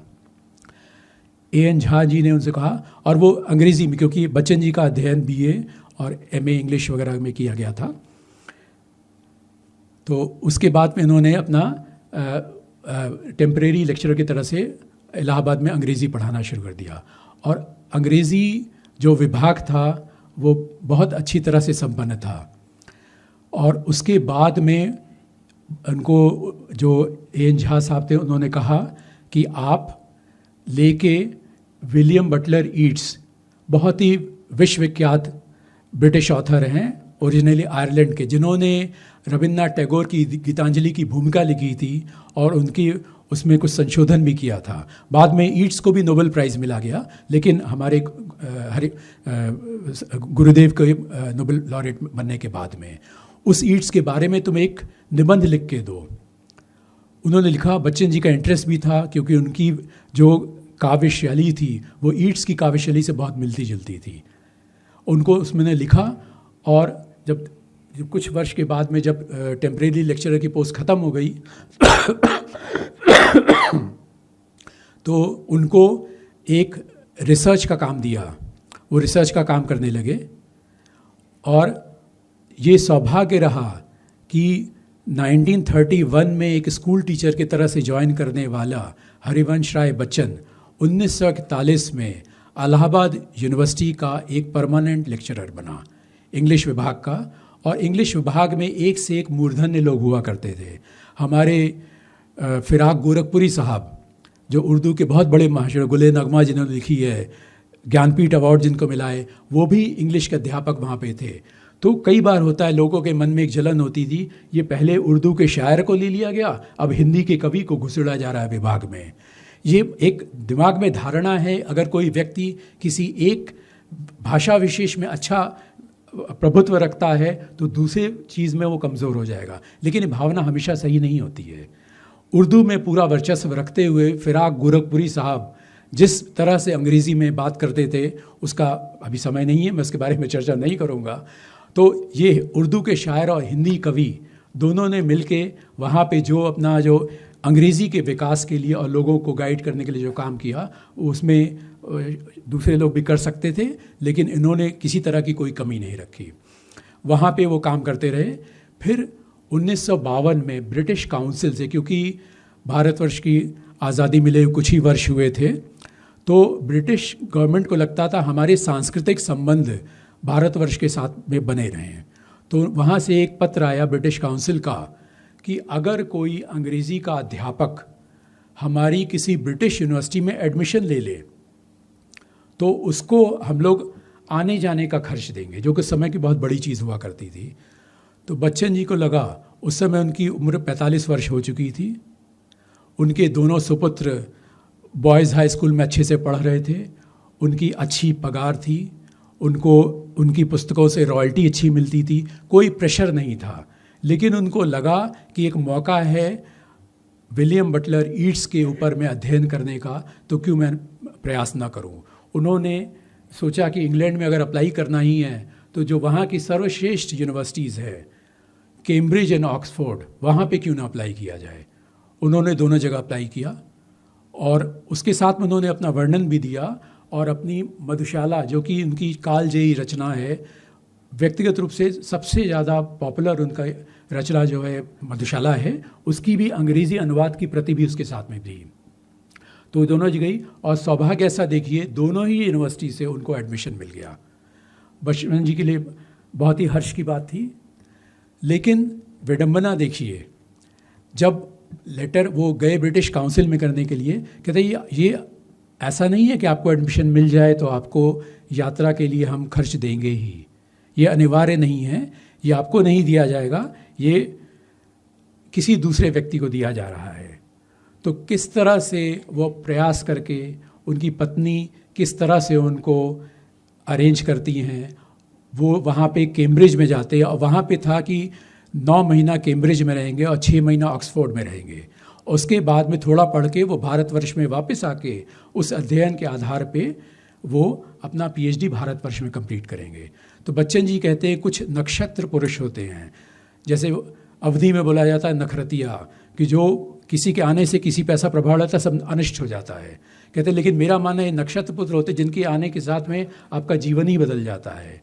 ऐसे ही विश्वनाथ दत्त जी की बात करते हैं कि विश्वा जिनको बोलते हैं, तो उन्होंने कहा कि तुम यहाँ से जाओगे तो वहाँ जाओगे, तुम्हारी डिग्री रहेगी वो भारतीय रहेगी, और भारतवर्ष की जो मानसिकता है अभी भी विदेशी डिग्री की जो वैल्यू है कहीं ज़्यादा होती है। तुम ऐसा करो, तुम मिनिमम यहाँ पे 2 वर्ष चाहिए होते हैं पीएचडी करने के लिए, तो तुम यहाँ पे 2 वर्ष रहने का इंतज़ाम करो और यहाँ पूरा करके जाओ।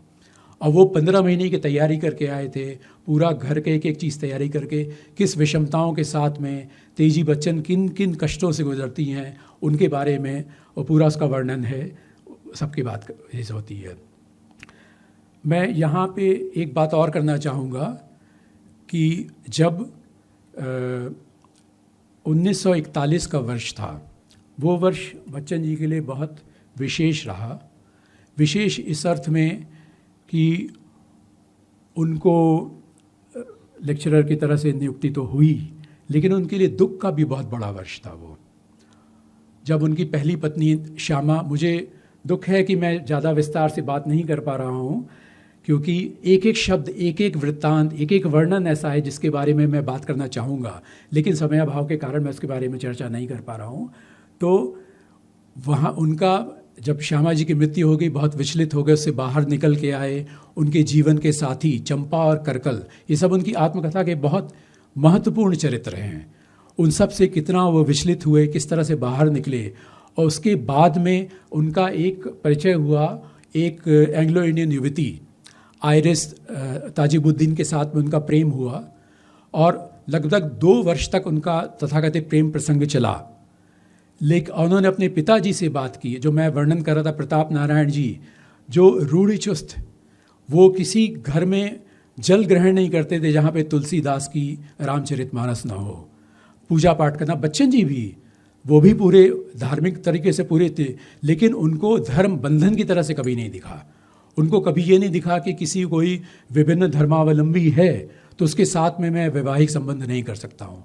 उन्होंने अपने पिताजी से बात करी, पिताजी स्पष्ट था कि वो इससे सहमत नहीं थे, लेकिन बिना उनकी अनुमति के बच्चन जी विवाह के बारे में अपनी बात आगे नहीं करना चाहते थे। तो वो लेके जब उन्होंने आयरिस ताजिबुद्दीन से, जो कि एक उनके पिताजी पहले एक हिंदू थे, बाद में उन्होंने मुस्लिम धर्म परिवर्तन किया, बाद में क्रिश्चियन होके बने थे, तो जब उन्होंने से किया तो उन्होंने इस प्रस्ताव को अस्वीकार कर दिया। तो इसका भी बहुत बड़ा झटका लगा, बहुत विचलित हो गए। और बच्चन जी के मन में एक ऐसी भावना आ गई कि जब आप तकलीफ़ में होते हैं, आप कष्ट में होते हैं, तो सब लोग आपको सांत्वना देते हैं, आपके साथ में सहानुभूति प्रकट करना चाहते हैं, लेकिन सच्ची सहानुभूति तो कोई दे ही नहीं सकता है। थोड़ा सा वो सिनिकल हो गए थे, उनको लगता था आपके दुख में कोई दूसरा व्यक्ति दुखी नहीं होता है। आपके दुख से, बल्कि कई समय उनको ये विचार था कि लोग सुखी होते हैं कि वो दुखी हुआ, मेरे ऊपर ये दुख नहीं आया। तो थोड़ा सा नकारात्मक उनकी सोच हो गई थी। उन्होंने एक कविता लिखी थी जिसके बारे में मैं बाद में चर्चा करूँगा। तो एक अबोहर में एक बहुत इम्पॉर्टेंट मीटिंग थी जहाँ पे बच्चन जी को जाना था, और वहाँ से लौट के दिल्ली होते हुए प्रयाग जाना था। तो इनके एक मित्रों प्रकाश और प्रेमा का टेलीग्राम आया कि आप प्रयाग ना हो के बरेली आ जाइए। अब वो उनके लिए बहुत अभिनंदन, कारण वगैरह कुछ नहीं, आप सीधे बरेली आ जाइए। वो बरेली पहुँचे 31 दिसंबर 41 के दिन। वहाँ पे प्रकाश जो थी वो लाहौर के एक कॉलेज की प्रिंसिपल हो गई थी, और उनके साथ में उनकी एक अध्यापिका थी साइकोलॉजी की, वो भी उनके साथ में आई थी। रात को कविता पाठ शुरू हुआ, बच्चन जी ने अपना कविता शुरू करी। बच्चन जी ने अपनी सब कविता सुनाई, उसके साथ में एक कविता सुनाई उन्होंने अपनी, मैं सिर्फ 1-2 लाइन उसकी बोलूँगा। क्या करूँ, जो उनको एक कुंठा हो गई थी, कोई आपके साथ में संवेदना प्रकट नहीं कर सका। क्या करूँ संवेदना लेकर तुम्हारी, क्या करूँ उस नयन से कब बही है इस नयन की अश्रुधारा, क्या करूँ संवेदना लेकर तुम्हारी, क्या करूँ। और जब ये कविता पाठ कर रहे थे, उनके सामने प्रकाश, प्रेमा, उनके छोटे भाई, उनकी वधू, और वो जो नवगंतुका मिस सूरी खड़ी हुई थी। मिस सूरी की आंखों से अविरल गंगा जमुना बहने लगी। मिस तेजवंत कौर सूरी, हरिवंश राय बच्चन जी की आंखों से सरस्वती बहने लगी, और बच्चन जी के शब्दों में जो तेजवंत और हरिवंश का जो प्रयाग, जो संगम वहाँ पे हुआ, वो जीवन भर के बंधनों में बढ़ गए। वो कहते हैं उस समय हमने एक शब्द विवाह कर लिया, और मुझे पता ही नहीं चला कि कब रूम से लोग निकल के बाहर चले गए। हम लोग एक साथ आलिंगन में रोते रहे, आंसुओं से पुरानी यादें बहती है, बिना बोले हमने जन्मों जन्मों की बात एक दूसरे से कर दी और एक दूसरे की बात समझ ली। लाहौर की रहने वाली उच्च वर्गीय बैरिस्टर परिवार की, जो पटियाला के मिनिस्टर की बेटी, और सिख धर्म को अपनाने वाली, विभिन्न भाषा, विभिन्न प्रांत, तब तो समय भाषा और प्रांत की चर्चा ज़्यादा नहीं होती थी, ये सब हमारे आज़ादी के बाद की तकलीफ़ें हैं। उसके साथ में जो दोनों मिलके जो तेजवंत हरिवंश के वंश में सम्मिलित हो गई और तेजी बच्चन बन गई, उसका जो वर्णन है उसको पढ़िए, आपको लगेगा ये दृश्य आपके सामने हो रहा है। और ये जो उसके बच्चन जी को विश्वास नहीं हुआ, क्योंकि ये निश्चय किया गया कि 1 तारीख को बच्चन जी ने एक कविता पढ़ी जो कि हर नव वर्ष पे पढ़ी जाती थी, और एक उन लोग का हार के एक्सचेंज के साथ में प्रेमा और प्रकाश का 8 वर्षीय पुत्र वरमाला लेके आया और उन लोग का एक सिंबॉलिक विवाह हो गया। फिर ये सोचा गया कि तेजी वापस जाएंगी लाहौर, अपने पिताजी की अनुमति लेंगी और उसके बाद में 24 जनवरी को प्रयाग में विवाह किया जाएगा। तेजी बच्चन बहुत सामान लेके आए। सामान में वो भी बहुत बड़ी पुस्तक प्रेमी थी, कई ट्रंक उनके पुस्तक के थे। तो बच्चन जी ने कहा मैं काफ़ी चीज़ अपनी लेके प्रयाग चला जाता हूँ और आप उतना बाद में आइए। बच्चन जी के मन में शंका थी कि अगर तेजी नहीं आई तो क्या होगा। लेकिन जब वो स्टेशन पे जा रहे थे, जिस तरह से उन्होंने उनको देखा और शायद कहते चाहे कुछ भी हो जाए, दुनिया इधर की इधर हो जाए, हम जब तक मैं जिंदा हूँ जीवन पर्यंत हम लोग साथ रहेंगे। अब वो हुआ भी। बच्चन जी के 2003 में जाने के कुछ वर्षों बाद ही तेजी जी गई और जिस तरह का सपोर्ट है मैं शब्दों में बयान नहीं कर सकता हूँ। किस किस तरह की तकलीफ़ें आई और किस किस तरह से like a rock of support she was behind Bachchan ji all the time. That is tremendous. और उसके बाद में वो गई खजान सिंह सूरी जो बहुत ही प्रतिष्ठित व्यक्ति थे। और तेजी बच्चन जी का जन्म हुआ था लियालपुर में, जिसको अब फैसलाबाद बोला जाता है। और उसके बारे में कहा जाता है कि वहाँ की कन्याएं बहुत सुंदर होती हैं। मैं डाइग्रेस नहीं करूँगा। बच्चन जी ने कुछ वर्षों पहले किया था कि अगर मैं मर जाऊँ तो मेरी अस्थियाँ आके यहाँ विसर्जित कर देना। कम से कम जहाँ जिस प्रदेश में जिस जगह से सुंदरियाँ आती हैं, कम से कम किसी तरह से मैं वहाँ पे सम्मिलित हो पाऊँगा। और सौभाग्य कहिए वहीं पे जन्म लेने वाली तेजी बच्चन उनकी धर्मपत्नी बनी, उनके जीवन की अभिन्न साथी रही। उसके बाद में 24 तारीख को एक सिविल मैरिज की गई वहाँ के डिस्ट्रिक्ट मजिस्ट्रेट एंड कलेक्टर, जो कि आयरिश अविवाहित व्यक्ति थे, उन्होंने किया। And he said I declare you man and woman करके बहुत अच्छी तरह विवाह हुआ। और उसके साथ में वो अपना जीवन को लेके आगे बढ़ी। और इसके बाद में जो इनका जो नीड़ का, इनके जो घोंसले का नवनिर्माण हुआ, वो किस तरह से उत्तरोत्तर प्रगति करता रहा, उसके बारे में वर्णन है। बसेरे से दूर में जब कैम्ब्रिज में जाके इनको रहना पड़ा, किस तरह के धन के अभाव में छोटे छोटे डिग्स में रहते थे, एक एक पाउंड काउंट करते थे। और जब पैसा ख़त्म होता था तब इनको लगा कि जब इन्होंने सोचा कि 15 महीने की जगह 2 साल रहना है, घर से सपोर्ट आना बंद हो गया, क्योंकि पुस्तकों की रॉयल्टी वालों ने एक साथ 3,000 रुपया देके बाकी उनकी प्रकाशित पुस्तकों पे रॉयल्टी देना बंद कर दिया। जो ये कविताएं यहाँ से लिख के भेजते थे उसमें भी जो रॉयल्टी मिले वो भी बंद हो गई। उन आर्थिक विषमताओं के साथ में बच्चन जी ने वहीं पर लोगों को हिंदी पढ़ाना शुरू किया कि कई ऐसे परिवार थे जो हिंदी भाषा, साहित्य और वहाँ पे जाके वास करने के लिए हिंदी समझना चाहते थे। बहुत ही विषमता की चीज़ है।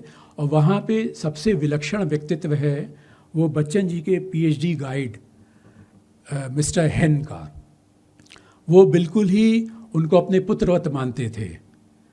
और उसका एक उदाहरण देता हूँ। एक बार क्या हुआ था कि जो केन रिवर थी पूरी जम गई थी, पूरी बर्फ़ से जम गई थी। तो बच्चन जी उसके ऊपर लोग खेल रहे थे, दौड़ रहे थे। बच्चन जी उस पर चलते हुए श्री केन और उनकी धर्मपत्नी से मिलने के लिए गए। तो उन्होंने कहा कि आज तो मैं बर्फ़ पे चल के आया हूँ। तो इस पिता की तरह से उन्होंने उनको डांटा, कहता तुम पत्नी और बच्चों वाले हो के ऐसा काम कैसे कर सकते हो। बच्चन जी कहते तो मैं आश्चर्यचकित हुआ, लेकिन उनका जो प्रेम भाव था, जो अंदर से दिल की, मुझे किसी अंग्रेज़ व्यक्ति से ऐसी बिल्कुल अपेक्षा नहीं थी। उन्होंने कहा तुम इस तरह गैर जिम्मेदाराना काम कैसे कर सकते हो। तब मुझे पता चला कि इस व्यक्ति का इतना बड़ा साहित्यकार होने के अलावा उसका क्या व्यक्तित्व है, उसकी पूरी जानकारी मुझे मिली। यही हेन जी थे जिन्होंने अपनी गाइड किया। और जब बच्चन जी ने उनके लिखी हुई पुस्तकों में उनकी बताई हुई चीज़ों में त्रुटियां निकाली, उनको था ये मेरे मेन गाइड रहेंगे। और इनके रिकमेंडेशन पे ही मुझे एमलिट की जगह पीएचडी की उपाधि मिल सकती है। तो मुझे लगता है कि शायद मुझे इसमें कुछ विघ्न पड़ेगा। लेकिन सौभाग्य ऐसा देखिए, उन्होंने रिकमेंड किया, उनको पीएचडी दी गई और उनको पीएचडी मिली। लेकिन उनके पास में अपना फॉर्मल ड्रेस पहनने का पैसा नहीं था। वो किराए का कुछ कपड़ा लेके उन्होंने ग्रहण किया। और जो विद्यार्थी वृंद थे वहाँ पे मिलकर उन्होंने बड़ी पार्टी दी। कैम्ब्रिज में पीएचडी मिलने वाले वो अकेले स्नातक थे, क्योंकि इंग्लिश में पीएचडी मिलने वाले सिर्फ उसके पहले 2 लोग हुए थे। एक पाकिस्तान चले गए और दूसरे पूर्ण तरह भारतीय नहीं थे। तो पहले भारतीय थे जिन्होंने पीएचडी इंग्लिश में मिली। और उसके बाद में वहाँ पे लोगों ने जिनका जो संस्कार किया, वहाँ पे मिलके जो लोग जिस तरह से उनको देखते थे, और कालांतर में जब तेजी बच्चन जी के एक शिष्य के साथ में गई वहीं पे ऑक्सफोर्ड में, तो वहाँ पे हेन जी से मिलने के लिए गई, तो वहाँ पे जो ओंकारनाथ श्रीवास्तव जो हरिवंश राय बच्चन जी के शिष्य थे, उन्होंने जाके श्री हेन का चरण स्पर्श किया। तो उनका, अरे आप मेरा पैर क्यों छू रहे हैं? कहते नहीं, आप तो मेरे गुरु के भी गुरु हैं। तो उन्होंने बहुत अच्छा वर्णन के लिख के भेजा और एक किताब भेजी अपनी, जिसमें लिखा था, मैं अपने उस शिष्य को देना चाहूँगा जो मेरा गुरु रहा है, जिसने मेरी किताबों में त्रुटियाँ बता के मुझे और समृद्ध और मेरे साहित्य को और ज़्यादा संस्कृत किया है। तो इस तरह की भावना होती थी, इस तरह का गुरु होते थे। और बच्चन जी कहते हैं, मुझे पीएचडी मिली, मुझे कैम्ब्रिज की यूनिवर्सिटी की पीएचडी मिली, अच्छी बात है, लेकिन मुझे इस बात की सबसे ज़्यादा खुशी है, मुझे हेन जैसा गुरु मिला जो कि मुझे जीवन भर मुझे गाइड करता रहेगा। और ये संस्कार मैंने जब अपना अध्यापन शुरू किया तो उसमें इसको मैंने कंटिन्यू करने का प्रयास किया। इलाहाबाद यूनिवर्सिटी में जब वो पढ़ाते थे तो उस समय इलाहाबाद यूनिवर्सिटी में पुस्तकों का बहुत अभाव रहता था। उन्होंने एक सेक्शन लाइब्रेरी बनाई और उसमें, क्योंकि विश्वविद्यालय की लाइब्रेरी में भी, विभाग की भी लाइब्रेरी में उतनी पुस्तकें नहीं थी, जैसे मान लीजिए कोई पुस्तक है, सभी विद्यार्थी उसको पढ़ना है, उसकी केवल 2 प्रतिलिपियाँ वहाँ पे हैं। तो उन्होंने लेके एक सेक्शन लाइब्रेरी बनाई और इस तरह का सिस्टम बनाया कि 5 मिनट में लोगों को इश्यू हो जाती थी। और उनका एक नियम रहता था कि कक्षा में वो 5 मिनट पहले पहुंचते थे, उनके विद्यार्थी अगर 2 मिनट भी लेट होंगे तो उनको अलाउ नहीं किया जा सकता था। बाद के जो अध्यापक होते थे, जहाँ पे एक विद्यार्थी कुछ लेट हो गया, कहते लेट क्यों आए? कहते सर आपको पता नहीं मैं बच्चन जी का विद्यार्थी हूँ। अच्छा आ जाओ। समझ गए कि आज लेट हुआ है, जीवन भर वो कभी लेट नहीं हुआगा। तो इस तरह के संस्कार, इस तरह के अनुशासन उन्होंने दिया। वो कहते हैं कि मैं अपने अध्यापन के बारे में कुछ चर्चा नहीं करूँगा, वो एक आत्मश्लाघा हो जाएगी, लेकिन मैंने अपने अध्यापक की जो भूमिका है उसमें पूरी तरह से योगदान दिया और अपने कवि को कभी भी उस पर हावी नहीं होने दिया। ये बात अक्षरशः सही है। बच्चन जी एक चीज़ और बताते हैं, कहते हैं यूनिवर्सिटी में मुझे मिस्टर हरिवंश राय बोला जाता था। बच्चन जी, मैं सिर्फ कवि सम्मेलन के लिए था, उसके बाहर था। मैंने कभी हरिवंश राय और बच्चन को मिलने नहीं दिया।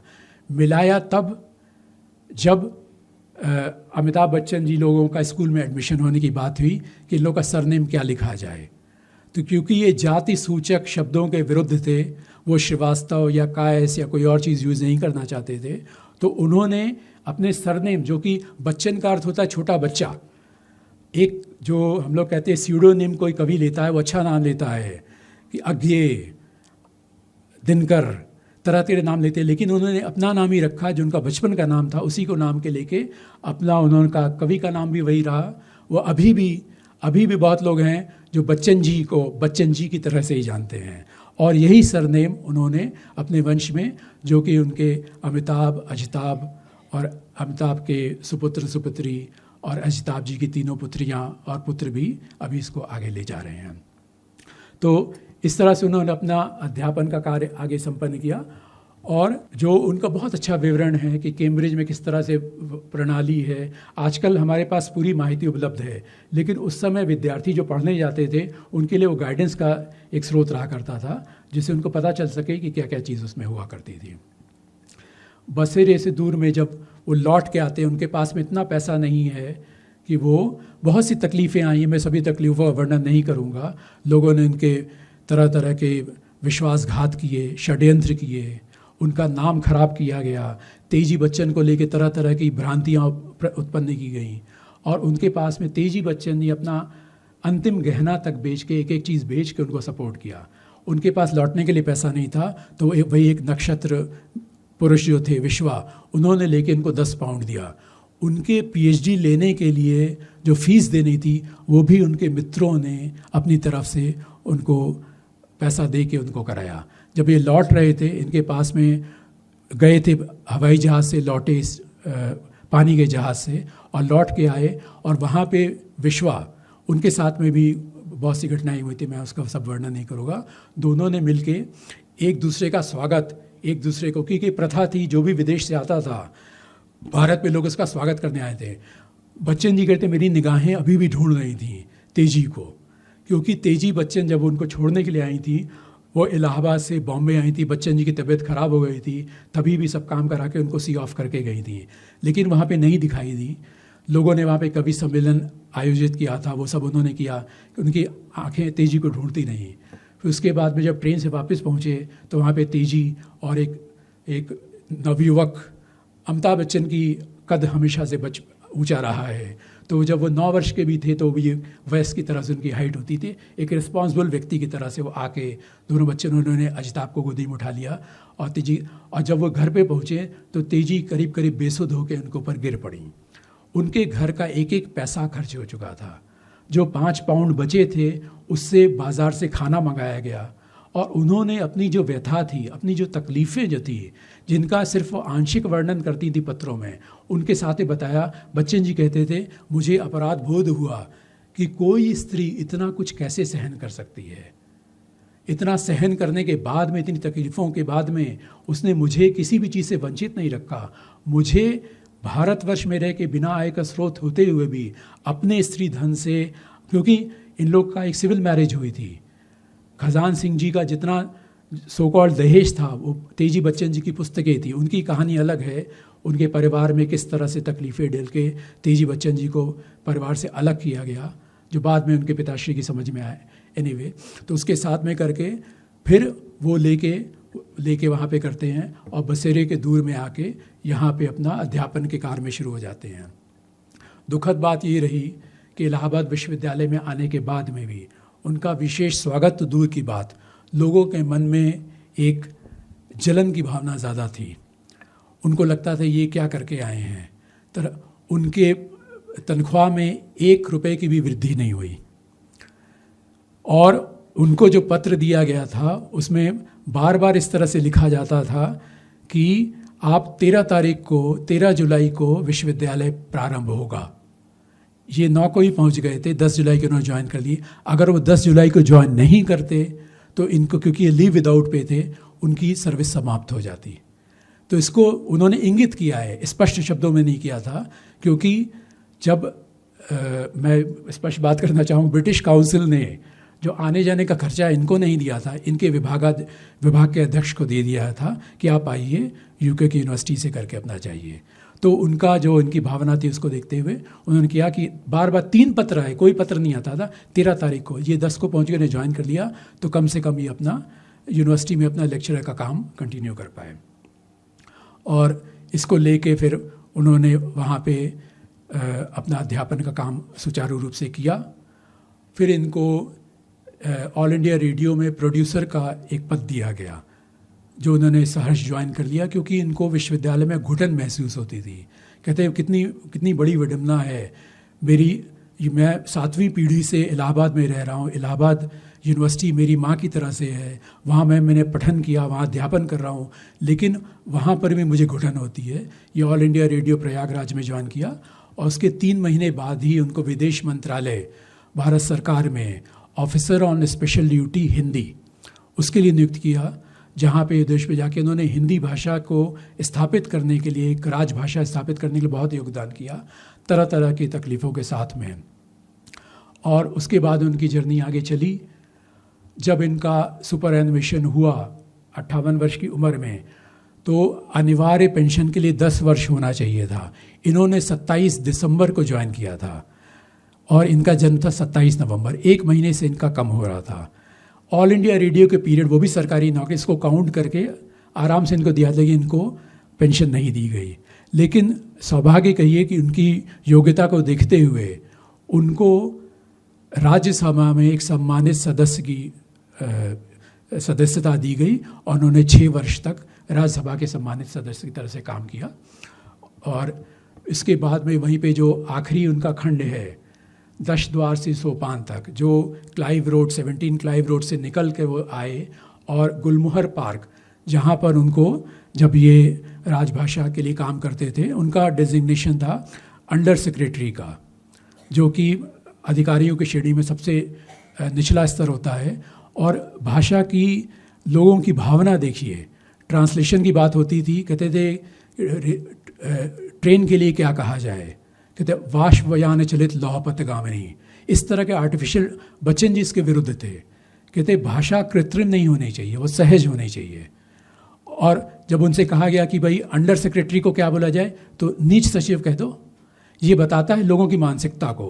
वो लोग चाहते थे कि कोई परिवर्तन ना हो, जितनी चीज़ें सब अंग्रेज़ी में लिखी रहती थी। पत्र आता था कि kindly translate it into Hindi. अगर कोई हिंदी में लेटर आता था फिर कहते kindly give a reply in Hindi. तो बच्चन जी ने महसूस किया जो राजभाषा खंड बनाया गया, ये सबसे बड़ा व्यवधान है राजभाषा के प्रसार में। ये चलता रहेगा और अब हम लोग देख ही रहे, वो चीज़ काफ़ी वर्षों तक उसी तरह से चली। तो खैर इस तरह की चीज़ें चलती रही, लेकिन बच्चन जी ने जब राज्यसभा के सदस्य की तरह से अपने कवि को भी प्राथमिकता देना शुरू कर दिया। और विदेश गमन के समय में उन्होंने अलग अलग जगह पे एफ्रो एशियन कॉन्फ्रेंसेस के समय में, जो पोइट्री बाइनियल होता है, उन सब में जाके विदेश यात्रा की और उन सब का जो संस्मरण आया है उनका बहुत ही विशद और विस्तार से वर्णन होता है। उसके बारे में मैं ज़्यादा नहीं जाना चाहूँगा। मैं बस एक विवरण देना चाहूँगा कि फ्रांस के शहर लूव्र, जहाँ पे बच्चन जी मैं अपनी तरफ से इसको संगम का नाम दे रहा हूँ, हर 12 वर्ष पे गोएते जो जर्मन के सबसे बड़े साहित्यकार हैं, उनकी रचना फाउस्ट, उसका नाटक पेश किया जाता था। वो नाटक हर 12 साल पे होता था और 12 घंटे तक वो नाटक चलता था। हर 3-3 घंटे के बाद में थोड़ा 15-15 मिनट का ब्रेक दिया जाता था। और बच्चन जी ने क्योंकि अंग्रेज़ी में पढ़ा हुआ था, उन्होंने पूरा 12 घंटा बैठ के, कहते थे पूरे उस नाटक के दौरान पिन ड्रॉप साइलेंस रहता था। उसके बाद लोग खड़े होकर हेल हेल जिस तरह प्रशंसा करते थे। पता चलता है कि कला की, कलाकार की, किसी रचना का असली आदर है। मैं व्यक्तिगत रूप से महसूस करता हूँ ये किसी संगम से कम नहीं था। एक साहित्यिक संगम जो हर 12 वर्ष पे होता था और पूरे यूरोप से लोग आके उसमें पार्टिसिपेट करते थे। बच्चन जी कुछ अपनी व्यथा भी बताते हैं कि प्रेमचंद जी की जब जन्म शताब्दी मनाई जा रही थी, उसमें लोगों का पार्टिसिपेशन किस तरह का था। मैं यहाँ पे बस एक लाइन बोलना चाहूँगा। प्रेमचंद जी जब मद्रास गए थे, क्योंकि 1936 में प्रेमचंद जी का निधन हुआ, तब बच्चन जी की मधुशाला 1933 में काशी विश्वविद्यालय के शिवाजी हॉल में गूंज चुकी थी और प्रकाशित। प्रेमचंद जी ने कहा कि मद्रास में हिंदी के सिर्फ एक ही साहित्यकार को लोग जानते हैं और उसका नाम है बच्चन। तो ये जो कलम के सिपाही प्रेमचंद के मुंह से निकली जो चीज़ है, मेरे ख्याल से बच्चन जी के लिए सबसे बड़ा सर्टिफिकेट। ऐसी हस्ती के लिए सर्टिफिकेट की कोई आवश्यकता नहीं होती है, लेकिन मेरे विचार से बहुत बड़ी चीज़ है कि उनकी क्षमता को, उनके टैलेंट को जिस तरह से पहचाना उन्होंने, जनता ने तो पहचाना और उसके साथ में साहित्यकारों ने, बहुत बड़ी चीज़ है। मैं ज़्यादा समय नहीं लेते हुए विराम लेना चाहूँगा। आप लोगों के कोई प्रश्न हो तो उसके बारे में। सर, बच्चन जी कभी हालावाद के समर्थक नहीं थे, तो भी उस समय के लोग उसे हालावादी कवि क्यों कहते थे? और दूसरा एक प्रश्न है सर कि ये जो लास्ट उसकी जन्म कथा का जो विभाग है 10 द्वार से सोपान तक, तो उसके बदले में सोपान से 10 द्वार तक क्यों नहीं कहा गया? बहुत अच्छा आपका प्रश्न है। मैं पहले दूसरे प्रश्न को लूँगा। वो समय के हिसाब से ले रहे हैं। उनका निवास स्थान जो था 10 द्वार, वो प्रयागराज इलाहाबाद में था, जहाँ पे रहते थे 56 से पहले। और उसके बाद में उनका जो नया मकान बना, उसका नाम गुलमर्ग पार्क में जो बना, उसका नाम उन्होंने सोपान रखा। उनकी कविताएं सोपान बहुत पहले प्रचलित हुई, लेकिन यहाँ पे सोपान वो उस मकान को इंगित कर रहा है।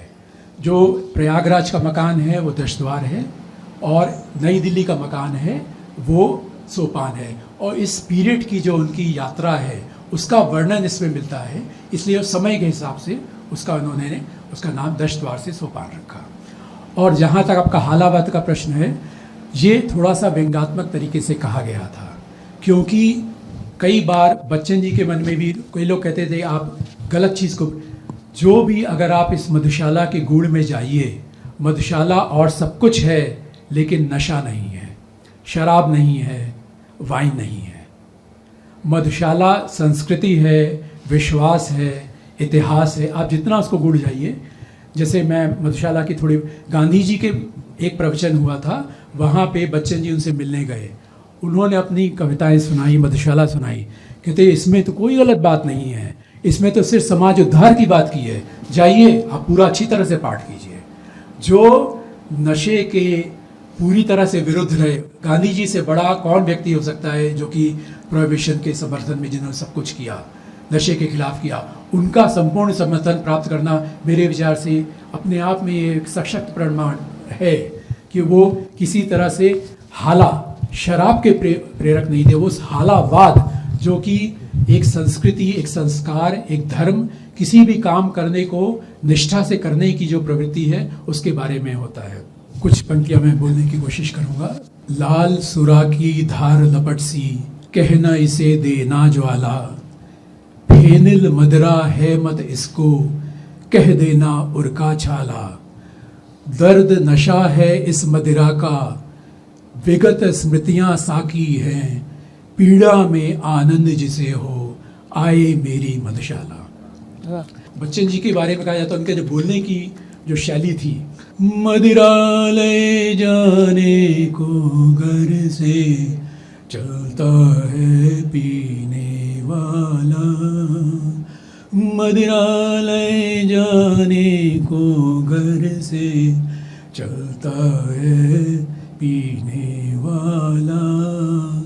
किस पथ पे जाऊं असमंजस में है वो भोला भाला, अलग अलग पथ बतलाते सब, अलग अलग पथ बतलाते सब, पर मैं ये बतलाता हूँ, राह पकड़ तू एक चला चल, पा जाएगा मधुशाला, पा जाएगा। सर, बच्चन जी के बारे, उनके काफ़ी पासे के बारे में, मतलब as a teacher, as a कवि हमने सुना, पर बच्चन जी के जो पुत्र है वो भी इतने महान कलाकार है। तो एक आध प्रसंग की जो हरिवंश राय बच्चन का एज अ फादर कुछ कैरेक्टर एनहांस करे, ऐसा कुछ एक छोटा सा प्रसंग। और सर, वो तेजी बच्चन और इंदिरा गांधी दोनों फ्रेंड थे, ऐसा कहीं पढ़ा था, तो वो फ्रेंडशिप कहाँ हुई? ऐसा हुआ था कि इलाहाबाद में एक मीटिंग हुई थी जहाँ पे हमारी जिनको हम कहते हैं भारत कोकिला, उनका आगमन हुआ था। आनंद भवन में एक पार्टी हुई जहाँ पे ए.एन. झा के साहब के साथ बुलाया गया और एनी बेसेंट जी भी थी।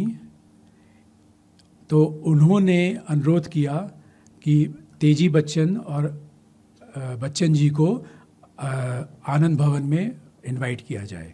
वहाँ पे मिले और उसके बाद में उन लोगों की व्यक्तित्व से प्रभावित होकर उन लोगों का बहुत अंतरंग संबंध हुआ। ये बिल्कुल सत्य है, नेहरू परिवार से उनके बहुत ही अच्छे पारिवारिक संबंध थे, जिसके बारे में कई बार कुछ आक्षेप भी लगे हैं, कुछ हैं, लेकिन वो पूरी तरह से पारिवारिक संबंध था, जो कि ये देखा जा सकता है अमिताभ बच्चन के इंदिरा गांधी की मृत्यु के पश्चात राजीव गांधी का सपोर्ट करने के लिए राजनीति में आना, लेकिन राजनीति से मोहभंग हो जाने के पश्चात में वापस आ जाना। और जो बच्चन जी के बारे में, हरिवंश राय बच्चन जी और उनके पुत्र के संबंध के बारे में बात की, पिता का दोनों पुत्रों के साथ में बहुत ही अगाढ़ संबंध रहा और अमिताभ बच्चन हमेशा से अंतर्मुखी थे, वो बोलते कम थे। Ajitabh was the leader in the family, वो अपने बड़े भाई से 5 वर्ष छोटे थे। और यहाँ मैं ये भी बताना चाहूँगा, जब बच्चन जी अपने विदेश में गए थे तो अजिताभ ने उनसे कहा था कि मेरे लिए एक खास तरह का कैमरा लेके आइए। जाहिर सी बात है हरिवंश राय जी के पास में पैसा नहीं था, लेकिन रशिया में उनका एक ट्रांसलेट हुआ था, उसकी रॉयल्टी मिली, वो पूरा पैसा खर्च करके उन्होंने कैमरा खरीदा और अजिताभ, जिनको उनकी मौसी बंटी बुलाया करती थी, उनको दिया। और जानते उन्होंने इस कैमरे का क्या किया? उन्होंने जब अमिताभ बच्चन जब शुरू में जाके कलकत्ता में जाके नौकरी करने लगे तो उनका कॉन्फिडेंस बढ़ाया, क्योंकि अमिताभ बच्चन को अपने शेवर्ट कॉलेज में अच्छे अभिनव के लिए बहुत पुरस्कार मिले थे। समय नहीं था, मैं बता नहीं पाया तेजी बच्चन ने किस तरह से निर्देशन को, एक्टिंग को किस तरह से प्रमोट किया। इलाहाबाद शहर में और प्रधानमंत्री के निवास स्थान में शेक्सपियर के नाटकों का मंचन किया गया। बच्चन जी ने शेक्सपियर के नाटकों का अंग्रेज़ी में से हिंदी में भावांतरण किया है, क्योंकि आप लोग जानते होंगे आयम्बिक पेंटामीटर एक खास तरह की, मैं ज़्यादा डिटेल्स में नहीं जाना चाहता, जैसे टू बी और not to be, that is the question, that is an iambic pentameter. अब उसको हिंदी में परिवर्तन करने के लिए हमको कोई एक ऐसा छंद चाहिए होगा जो कि उतना ही प्रभावी रहे, तो उन्होंने रोला छंद का सिलेक्शन किया और उस रोला छंद को लेते हुए शेक्सपियर के चारों प्लेस को उन्होंने ट्रांसलेट किया और उनका 2 का मंचन किया गया, जिसमें अमिताभ बच्चन ने भी उसमें योगदान दिया। तो उनके अभिनय क्षमता को परिवार समझता था। बच्चन जी को उसमें थोड़ा सा डाउट था कि उसको एक करियर की तरफ, बच्चन जी के पास बहुत से आग्रह थे कि आप आके फिल्म इंडस्ट्री में ज्वाइन किए। उनके बहुत से कवि शायर लोग जाते तो बार बार अगर करते थे, लेकिन वो कहते थे मैं किसी के कहने से कविता नहीं लिख सकता, कविता मेरे अंदर जन्म लेती है। उनकी आपको पता है बहुत सी कविताएं, अग्निपथ अग्निपथ अग्निपथ, बहुत सी कविताओं का प्रयोग किया, लेकिन उनके ओरिजिनल फॉर्म में, वो उसकी स्क्रिप्ट के हिसाब से नहीं लिखी गई। तो बच्चन जी के लिए जब अमिताभ बच्चन ने उस कैमरे से अपने बड़े भाई अमिताभ की बहुत अच्छी अच्छी फ़ोटो खींची और उन फोटो को लीडिंग प्रोड्यूसर्स डायरेक्टर्स को भेजा, और आपको पता होगा ख्वाजा अहमद अब्बास की पहली फिल्म 7 हिंदुस्तानी, जिसमें उनका रोल किया गया, जिसको पुरस्कार वितरण में विशेष रूप से सराहा गया। उसके बाद 8-9 फिल्में उनकी फ्लॉप होती रहीं। अमिताभ बच्चन विचलित हो गए, उन्होंने कहा मैं कैरेक्टर रोल्स में आ जाता हूँ। लेकिन आपको पता है फिल्म जगत का क्या, एक बार आप कैरेक्टर रोल में आ जाइए तो आप कभी हीरो की तरह से रिकग्नाइज़ नहीं किया जा सकते। उसके बाद में तो रेस्ट ऑल इज़ हिस्ट्री। जब जया बच्चन के साथ में जब जंजीर आई, उसके 1 महीने के बाद में इन लोगों का किस तरह से विवाह हुआ, वो भी अपने आप में अद्भुत वर्णन है। तो मैं एक वर्णन खास बताना चाहूँगा अमिताभ बच्चन के बारे में। वो ये क्योंकि मेरे पिताश्री का वर्णन किया हुआ है, मेरे पिताजी अमिताभ बच्चन के घर में गए तो वहाँ पे बच्चन जी बैठ के अमिताभ का बाल काट रहे थे। तो ना बच्चन जी क्या हो रहा है, कहता नहीं, ये कहता मैं बाहर बाल निकला, मुझे आप बाबूजी आपसे ही बाल कटवाना है। तो कुछ उनकी अपनी ज़िद होती थी, कुछ चीज़ होती थी उनका। ये बहुत ही एक परिवार था, बहुत निकट था, और ख़ास करके this particular nuclear family, Amitabh, Ajitabh, तेजी एंड हरिवंश राय। और उसकी वो सबसे बड़ी स्ट्रेंथ रही, क्योंकि आप लोग के सुन के बड़ी तकलीफ़ होगी कि जब श्यामा जी का देहावसान हुआ था, उनको कंधा देने के लिए परिवार के लोग नहीं आए थे, क्योंकि तुमने हरिजन के साथ में बैठ के खाना खाया है। बाद में तेजी बच्चन तुमने विभिन्न धर्मावलंबी के साथ में विवाह किया है।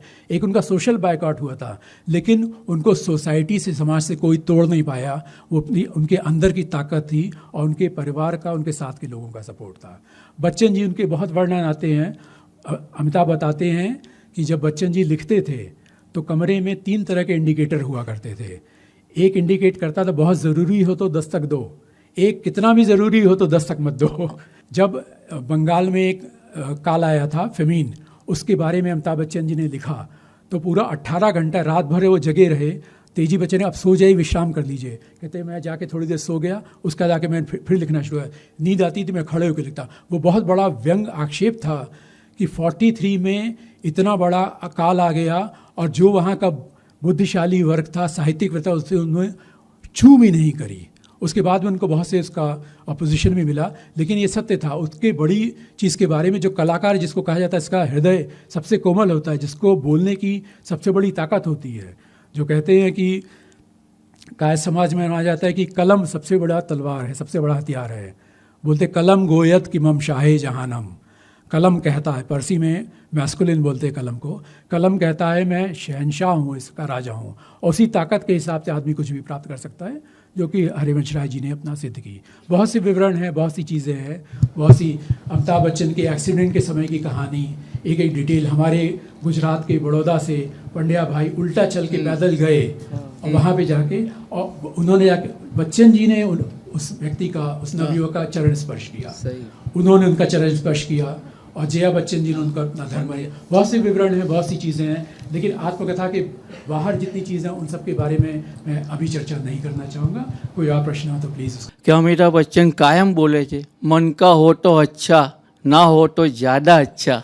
एक तो આ વસ્તુ બહુ સરસ છે, અને બીજું કે અમિતાભ બચ્ચન કાયમ બોલે છે કે એના ફાધરને યાદ કરીને કે પૈસા बहुत मुश्किल से मिलता है.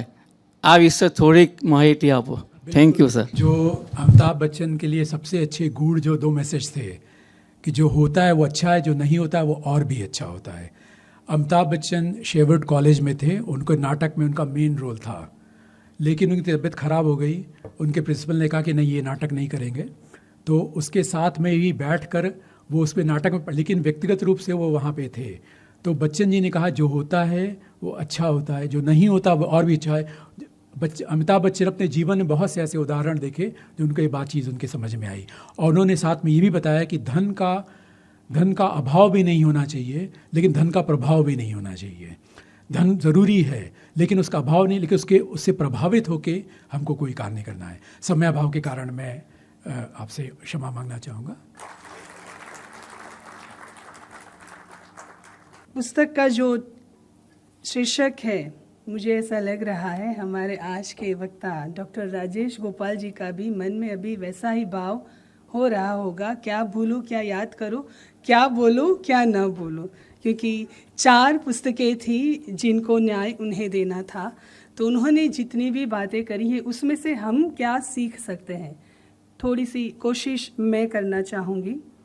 पुनर्जन्म की राह क्यों देखे, पुनर्जन्म इसी जन्म में पाएं, अगले जन्म तक राह न देखें. विलक्षण हो जाए इस तरह, विलक्षण हो जाए इस तरह, कठिनाइयों को बाहें पसारे अपने जीवन में आवकारे, आगोश में ले ले उनको. आँख झुका कर नहीं, आँख झुका कर नहीं, आँख मिलाकर सारी कठिनाइयों को अपने जीवन में आमंत्रित करें और इस यात्रा को इस तरह पूरा करें कि जो कोई भी हो ये बोल जाए क्या बंदा था.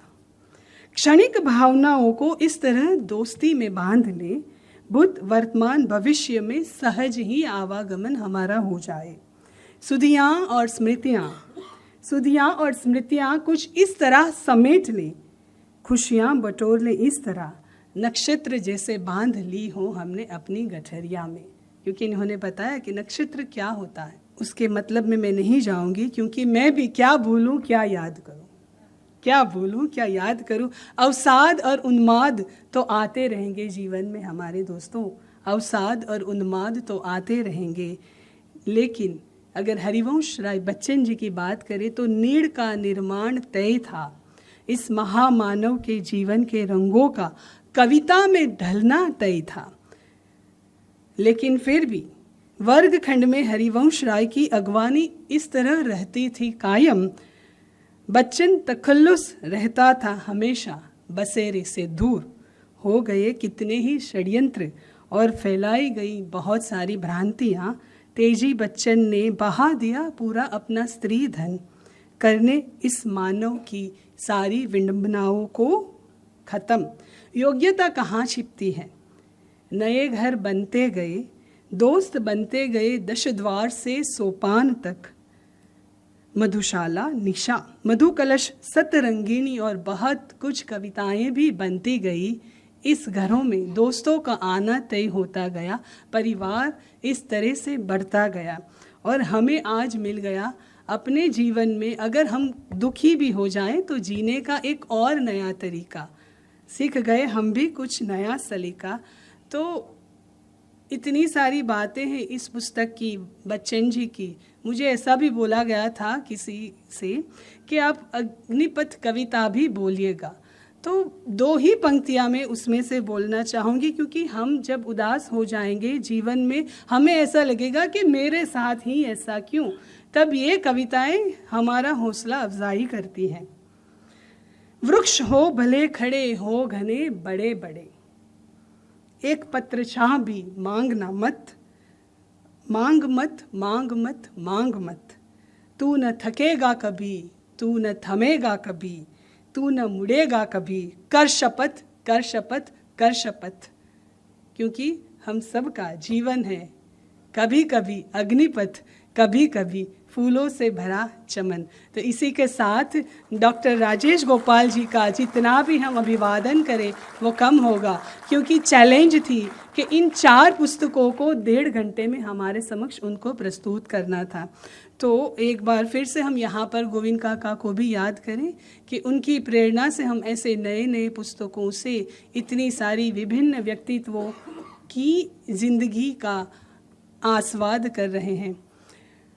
अगले सोमवार हम क्या सुनने वाले हैं, जैसे कि मैंने बताया भी था कि 29वें जीवन सानिध्य में हम सुनने वाले हैं श्री सुभाष भट्ट की जुबानी पुरुषोत्तम अग्रवाल लिखित कबीर जी की कहानी है, जो है पुरुषोत्तम अग्रवाल जी ने उसका ट्रांसलेशन किया है, जीवन कथा है, मतलब बायोग्राफी ट्रांसलेशन ही किया है। तो उसके अगले सोमवार, ये तो हमने देख लिया, एक और सोमवार की हम हर बार बात करते हैं, तो 30वें सोमवार हम सुनने वाले हैं Sardar the game changer. Geeta Manik ji Mumbai से इस पुस्तक को प्रस्तुत करने के लिए आने वाली है। वो खुद ही इस पुस्तक की लेखिका भी है, तो ऐसा प्रथम बार हो रहा है कि जिन्होंने लिखा है वो ही उसकी बातें करने हमारे समक्ष उपस्थित होने वाले हैं।